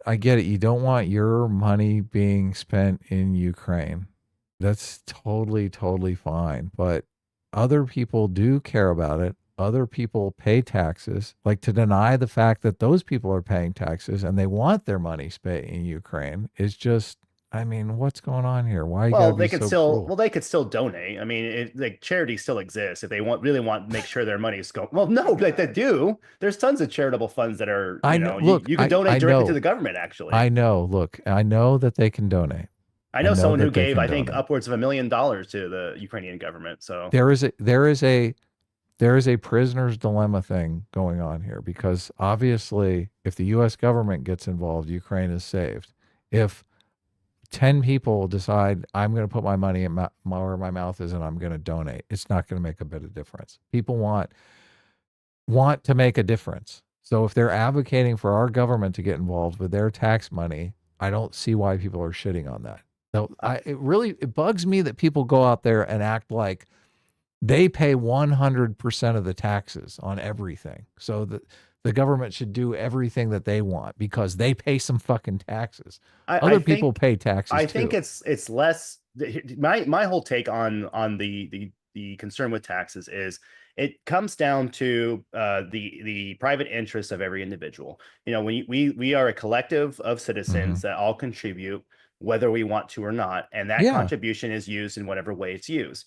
Now, for starters, the one thing that is really frustrating, and I would agree with you, is the aid that we're giving to Ukraine isn't monetary. It's in the use of weapons and munitions and equipment and things like that. True. Like that stuff. It's not liquid assets. It's stuff that like I think they just sent a bunch of F-16s or something like that, or I don't remember. I was looking at something. But we did deplete our weapons, so that we need to replenish those. So we are going to have to pay to refill our arsenals. Well, a lot of them are older equipment too. It's just stuff that we weren't using, or training equipment and things like that. But I think a lot of it, because me, I'm not an isolationist, but I am very much okay, well, what do we get out of it kind of guy.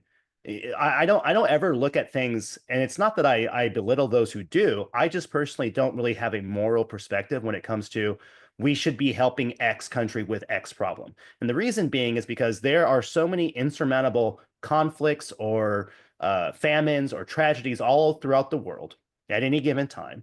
And I feel that as a country, America, we often become the whipping post, or we become the magic genie lamp. Like, everybody wants to give us a rub and get what they can get out of us.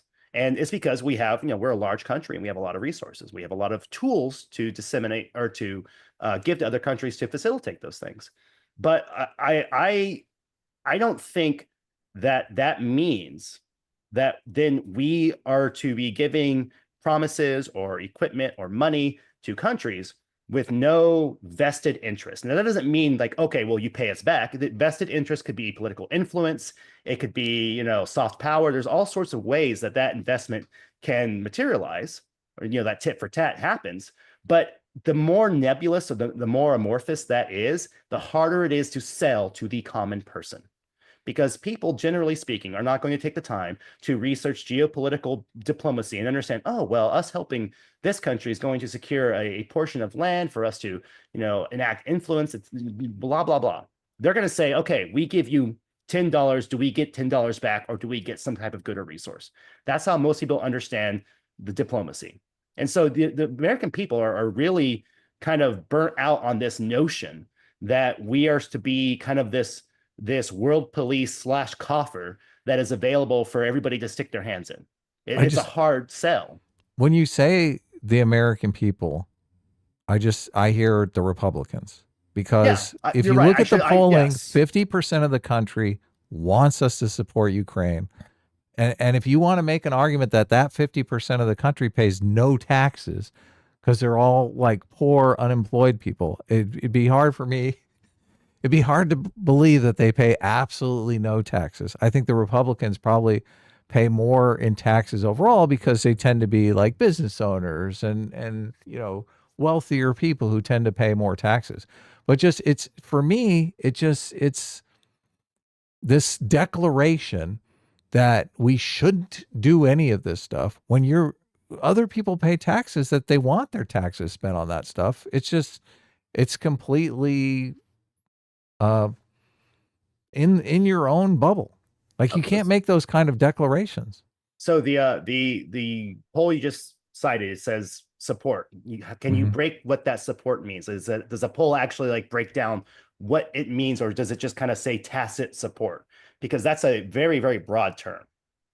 Yeah, I think it's 1.5% of the defense budget is being spent on Ukraine.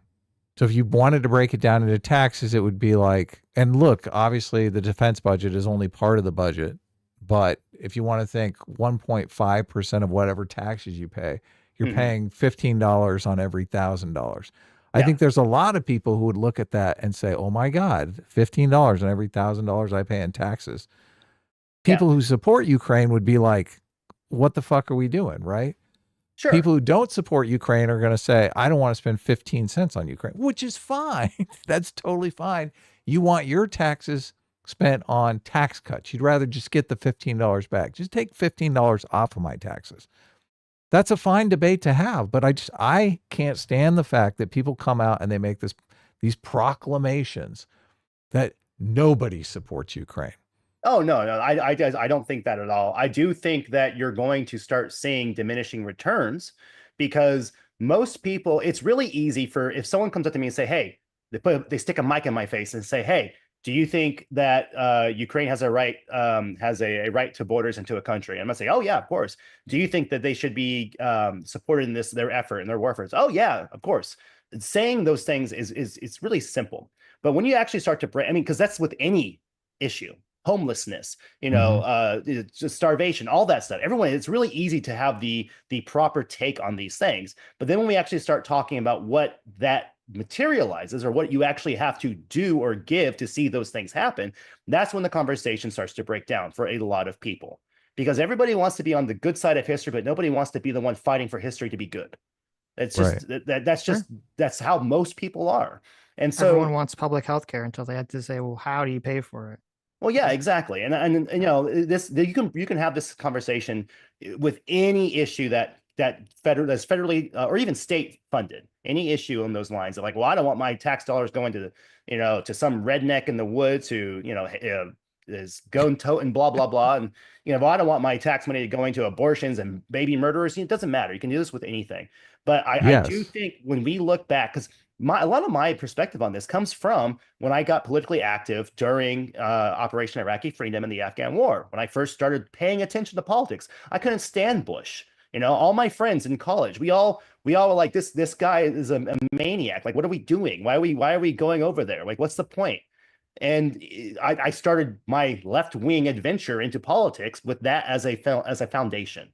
And a lot of that started to really drag on as the conflict dragged on, which kind of culminated, as we saw, with the Afghanistan pullout. It was kind of one of those things where Americans, after Vietnam, after Iraq, after it's not Korea, obviously, but there's other various conflicts and wars that we've been involved in that I think Americans are just generally kind of fed up. And you've seen this.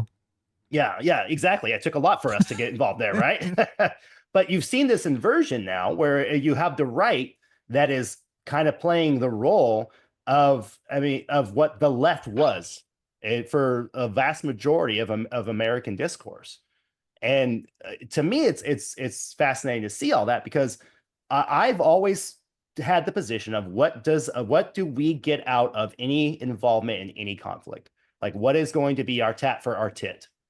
And I think that as long as you maintain a principle with those kinds of standards going forward, I'm fine with people who think that we should be supporting Ukraine, like we should be giving more. I might disagree with them, but I'll hear out their reasoning and their logic. But there's so much of the declarations from both sides of this conversation of painting the other as evil, as either uncaring and hating Ukraine and loving Russia, or uncaring and hating America and its interests. And that's kind of the frustrating point for me in my perspective of like, I'm kind of sick of that portion of the conversation. Yeah, It I don't seems to like be a large portion of it. I don't like the cruel stuff at all. So, but Yeah. a lot of politics is you basically using your political rivals' resources against them. Yeah. Oh, of course. Yeah. So That's a power play. yeah.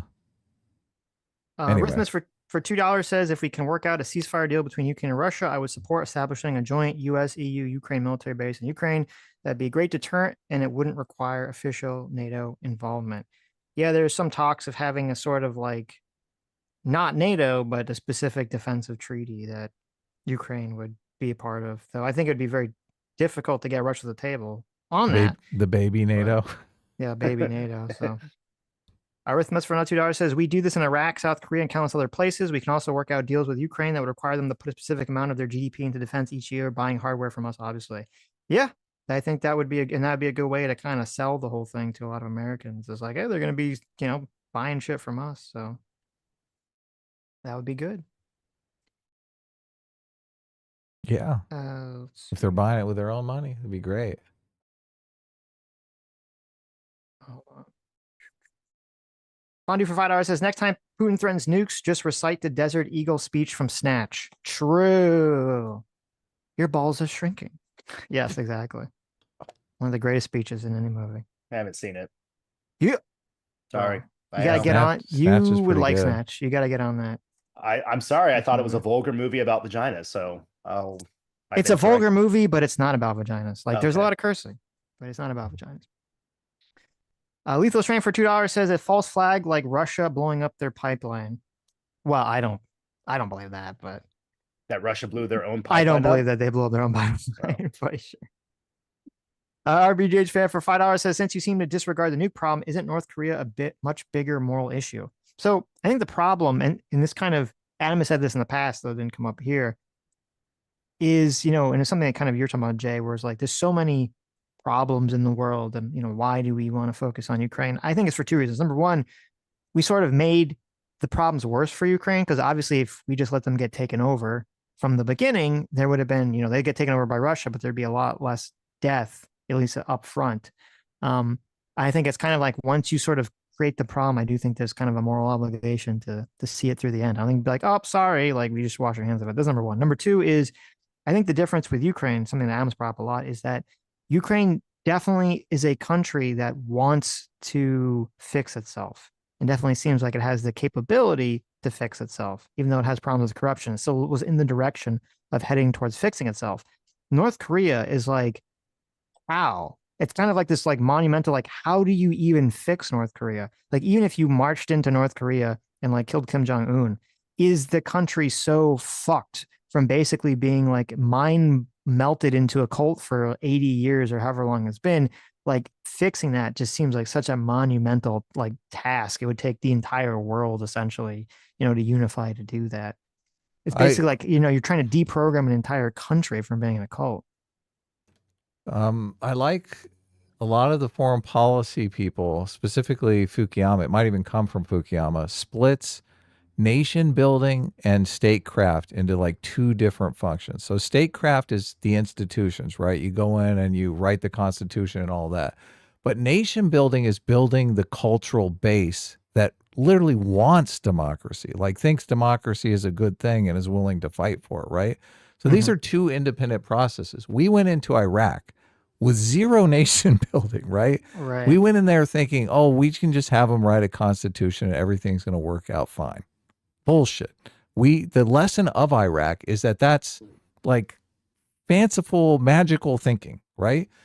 With Ukraine, I feel like there already has been a lot of nation building. They had the Orange Revolution. They seem to be wanting to move more towards the European model of state governance, right? Right. We're halfway there.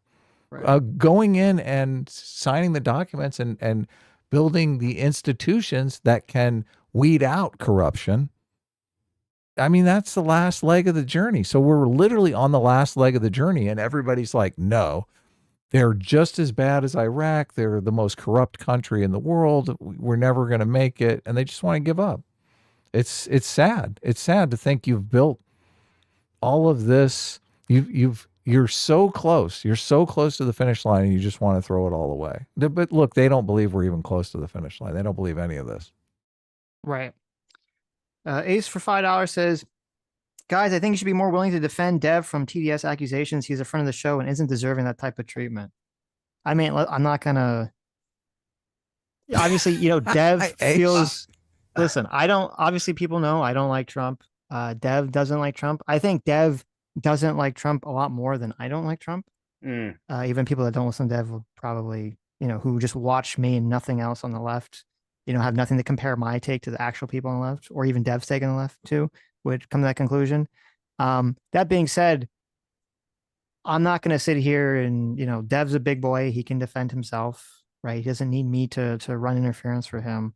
I don't feel obligated to sort of, if there's a friend of the channel and someone throws like I like Dev a lot. I'm a fan of Dev. I'm not going to criticize him, but if someone comes and throws like a crazy accusation at someone, says, oh, this person's like a Nazi or whatever, I'm going to say, no, I disagree with that. But if someone says, oh, I disagree with someone's take on XYZ, like, I'm not going to sit here and litigate that defense. I don't know enough about all their positions. I don't know enough about all Dev's positions on Trump to adjudicate all this stuff, and it's not really my place to do so. Yeah, I don't have enough information to even weigh in on this. Well, I think this kind of happens a lot if you're a channel that has a wide spectrum of ideologies that kind of congregate in. You guys have had Anna Kasparian on, Cenk Uygur, you've had AJW. So, the political perspectives are spanning the entire compass. So, and the audience reflects that. So you're going to get people that are like, oh, so I've done it so many times where I've taken a screenshot of like the chat and have completely opposite opinions back to back, because that's just kind of how it materializes. Right. And as far as Dev is concerned, as a avid Dev watcher and follower for a very long time, he has two modes. Okay. Dev is very insightful. He reads a lot. He's really fascinating to listen to about something he's like really familiar with, because he goes into, extreme depth with it. But Twitter, as with a lot of people, it's a lot of times for the sound bites. It's for fast punches across the stern. And that's a lot of times what Dev and other people do.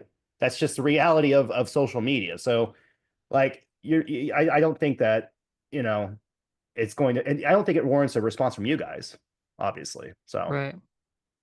In other news, Andrew Tate is so butthurt about DeSantis that he posted on X recently a picture of him as George Floyd and DeSantis as Chauvin with his knee on his neck. And yes, and it's weird to me. It's weird to me that Tate also knows he's getting George Floyded. He's getting George Floyded. It's weird to me that Tate would tweet it out, because it looks like his whole thing is like trying to appear strong. It looks so soy. Like maximal soy. So did you see Tate get all flustered with the Ben Shapiro comment in that one interview? I did. Where the guy starts to read the Shapiro quote. He goes, and he's like, oh, well, hey. It's like, what's wrong, man? He's just a little Jew. Why are you so scared? Just I know. Address the point. So and the wiping the phone clip that's been going around. Yeah.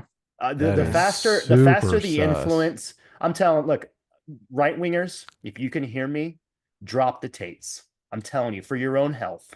Oh yes, it is so just. It's like the blue-haired psychos of the left. That is the equivalency is the Tates, is embracing that crazy. That it's such an obvious grift to me too, because everything they say has been in public domain for years. It's not like it's something you have to uncover.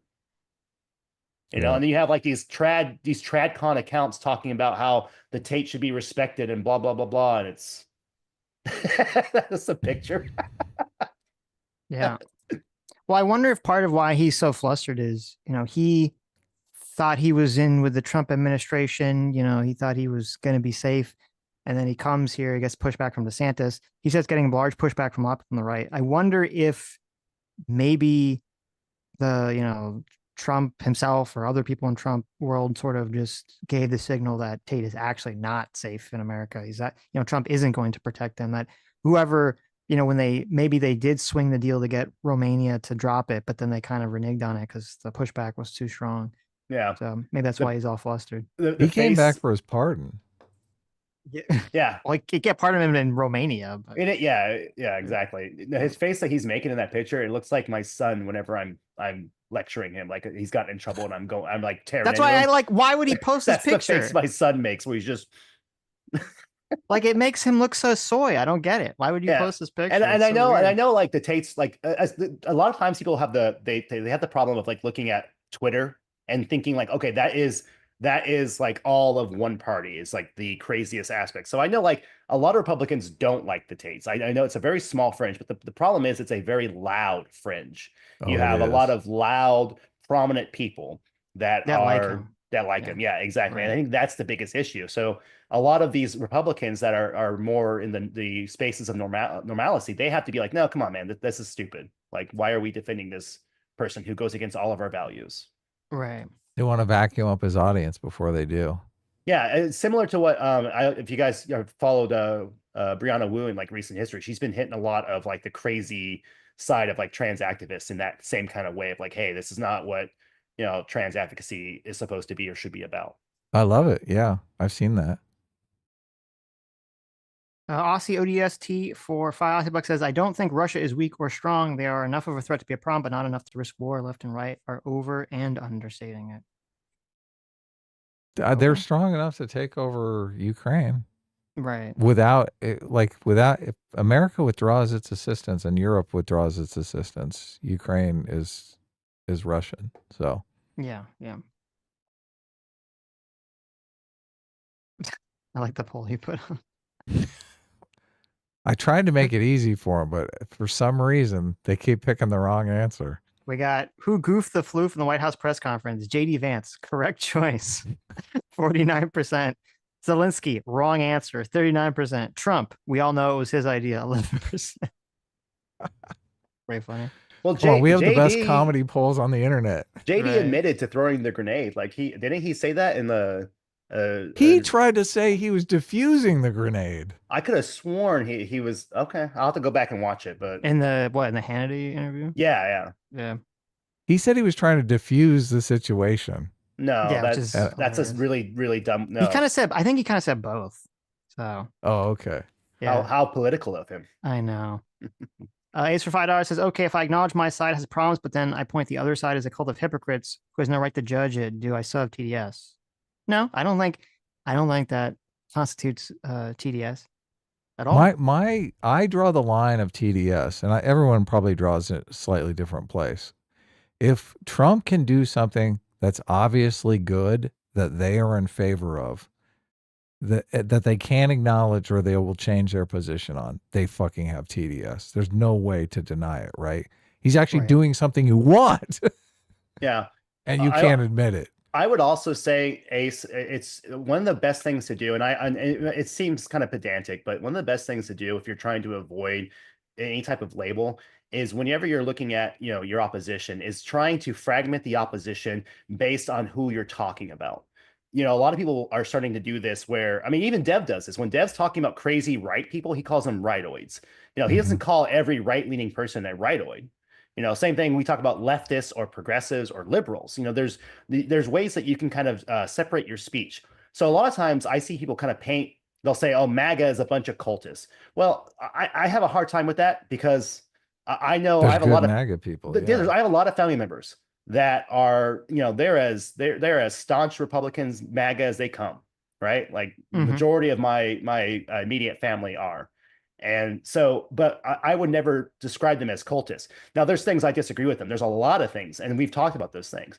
But the issue, I don't like to say cultist, is because using charged language like that means, okay, well, a cultist, what is that? That's someone who you can't converse with. They are never, ever even going to accept any type of disagreement because it's going against their cult, their religion. And I don't see that with a lot of people in MAGA. There are definitely those who are like that, but there's also those that aren't. So I think even from your super chat, you're kind of, you point the other side as cult of hypocrites. It's like, okay, well, you're painting with a broad brush there. So I mean, I wouldn't say you have TDS, but like you gotta help yourself by having some nuance. This is everybody, really. This is why I don't like those terms: rightoid, leftoid, leftard, right-tard, because you're inadvertently sending strays out. Like there are good people on the left, there are good people on the right. Like if I make a criticism, I call them progressives because it seems like progressives do have, and I even try to say like most progressives or a lot of progressives. I don't like to say all progressives want trans women in women's sports. Yeah, right? or just use qualifiers like extremist or radical. You Sure. know, like most people Yes. hear those qualifiers and understand if I say like, you know, a radical or extremist MAGA, like you can hear that. And especially if I'm talking about a specific person or a specific subset of people, then it's easier to be like, oh, well, yeah, you're talking about these, you know, Moms for Liberty, or you're talking about, you know, whatever group over here. But when you say rightoid, it gives the impression that you think everyone on the right is a Yeah, you can definitely read that mongoloid. for sure. Yeah, Yes. right. Ace for $5. Oh, I read the one. Cole Hammer for $7.77 says, "What is Sitch and Adam's predictions for Ukraine in 5 to 10 years from now?" I mean, you're willing to give predictions. I'm not going to give us. I'm going to give 0 predictions until we see what this deal, if any, looks like. This is impossible to tell because it's just Trump does have all the power here. So if Trump and the US completely pull out, Europe is going to do their best to salvage the situation, but I don't know. I think Ukraine could fall to Russia. I think it could go either way. I think in 5 years, Ukraine could be a satellite state of Russia. With how insane things have gone in the past, let's see, almost 10 years now with Trump's first term, anybody who tries to predict anything with some level of certainty, I'm instantly skeptical because things are so volatile. It's like there's every day. I mean, January itself was one thing after another. Things of, you know, lefts and rights. It was so yeah. Who knows. Did you see that really cringe video of like a bunch of House reps like pretending like they're in a fighting game and doing? Oh, and they're bouncing. They're doing the really shitty Street Fighter bob. Yeah, but it's the Super Smash Brothers music. So I didn't watch with sound on. I was too scared. I didn't want to click it. Here. Let me send this to you, Adam. Trying to be cool. This is like baffling. I don't know who these fucking, and AOC's in this, and usually she's pretty savvy about this shit. This is so fucking cringe. It's bad. It's insane. The psychic damage is the too psychic much. damage is off the charts. Yes, it is fucking wild. Anyone thought it was a good idea. Fondue for $2 says, so scripted. God, no. We'll bring it up right at the end. So scripted dev versus live stream dev. There you go. Old School for $5 says, we haters on the right aren't a fringe minority. We are legion. Prove me wrong. There you go. I think that's what you meant to say. So it's the majority. But Solo, thanks so much for the $2. Says, my dad's MAGA, but even he, unless he changed his mind, knew Putin invaded to steal their natural resources, and denazification is a laughable excuse. He just thinks Trump can end the war. Yeah, I think that would be my guess. That's what most people on the right think. Yeah, too. my dad's in the same camp. Yeah, I think that's what I'm saying. This whole like Ukraine bad, America bad shit that someone like the dissident right kind of push, or like the weird like communist left that has now been picked up by the dissident right. Like it's very strange to me forever that communists like Jimmy Dore and Glenn Greenwald will be held up by people on the right, but whatever, here we are. So, you know, I think those people are completely overblowing their ability to have influence on the right at the moment. Okay, you want to play this cringe video, Adam? This is complete insanity. Isn't it? They keep talking. Okay, so the Democrats keep talking about how, oh God, we got to appeal to the young people, and we got to get on the podcast. We need a Joe Rogan to the left, right? This is like their response. Oh my God. This is their cringe response. Yeah. Is there music here that I'm going to get in trouble with? I don't know. I think Smash promotes music. No, Smash is, yeah, you can use it. Okay, here we go. Wait, don't 19 make a seconds. Pokemon ROM hack. Yes. Go 3, 2, 1, go.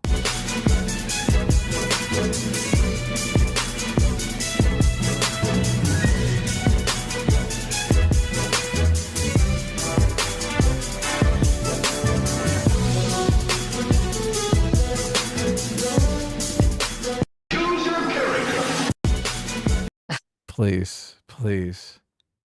Bad. Oh my God, it's so bad. Please. It's so bad. Please. Right. Please. What the hell?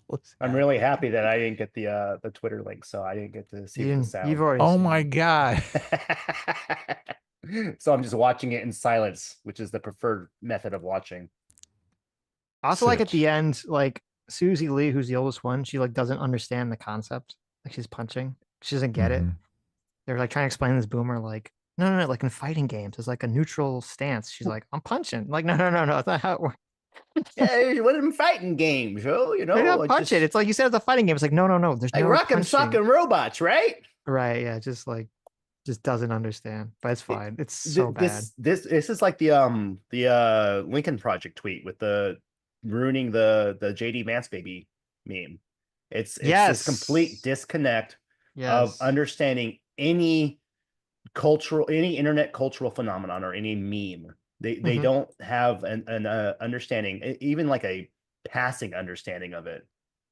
Look at Adam. Bring it to the 8-second mark. Do you still have the video up? I do. Who do you? Okay. Which player Rep do you Catherine want? Clark. Okay. Okay, I got it. Yeah. Look at her doing like the double ghost jack off here. What is this move she's doing? Oh my God, you're right. That's a You're terrible right. one. She's what like is she stroking them. What is she doing here? She's doing like the Trump double ghost jack off move. Like it's not a good move. Oh yeah, just work them a little. You notice they cut that one short for. They did because they know before like, they got to the climax. They were like, no really happy bad. ending in this one. People didn't understand the prompts. Okay, whatever. Yeah, it's fine. Yeah, they failed the assignment. They did. Yes. Lethal Strain for $2 says, "I'm suing you two for emotional damage." After that, there you go. So what is it? Is it so they're like trying to put their stats up there, right? Because it has like plus and then minus. Yes. Yeah. That's It's dumb. Wow. It's super cringe. Much politicking. Lethal Train for $5 says Vance could hold the line Trump draws. I hope that a Democrat would do the same, but I have no faith in that. I mean, if I'm Zelensky, I could maybe it's a super risky move, but you could be like, okay, maybe if Ukraine gets invaded, Trump's going to do something about it because it would look bad if he didn't. If Vance is president, I have zero faith Vance would give a fuck about anything that happens to Ukraine and would be just as likely to just do nothing. So I don't agree. I would have way more faith that Trump or a Democrat would actually do something than Vance. He'd be like to me, if I'm Ukraine, that's like the worst option in terms of just having to trust a non-solid deal. Yeah. Oh man. That's the thing that's just demoralizing to me because it's such a cruel situation, but right. People are accusing me of pathological empathy, Sitch. What is that? I don't even know what that means. That if you care about Ukraine, you're pathological.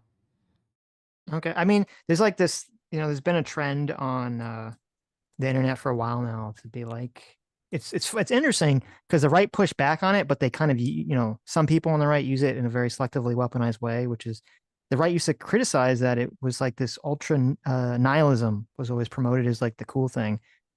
And it's like, yeah, what happened to that? Thought we were getting I agree. I agree. Yeah, lots of nihilism here. Right. That's the best way to cast it. I'm an optimist. Yep. All right, great show. Thanks for coming on, J-Mac. I guess you can stick around for a second. We'll say goodbye after we end the stream. Fire Sky 15 for $5 says, "Don't get me wrong, I don't want to be in this war in Ukraine, but I do not trust Putin." Exactly. Yeah. Exactly. Let's hope Trump doesn't. Trust him as far as you can throw him, but he's pretty small, so you could probably throw him pretty far. There you go. He could do a good judo throw. Anyway, thank you all for coming. Thank you all for encouraging generous donations. Thanks for coming on, J-Mac, and we'll see you all on Sunday. Isekai protagonist. That's no. God damn it, you, J-Mac, I have you such motherfucker.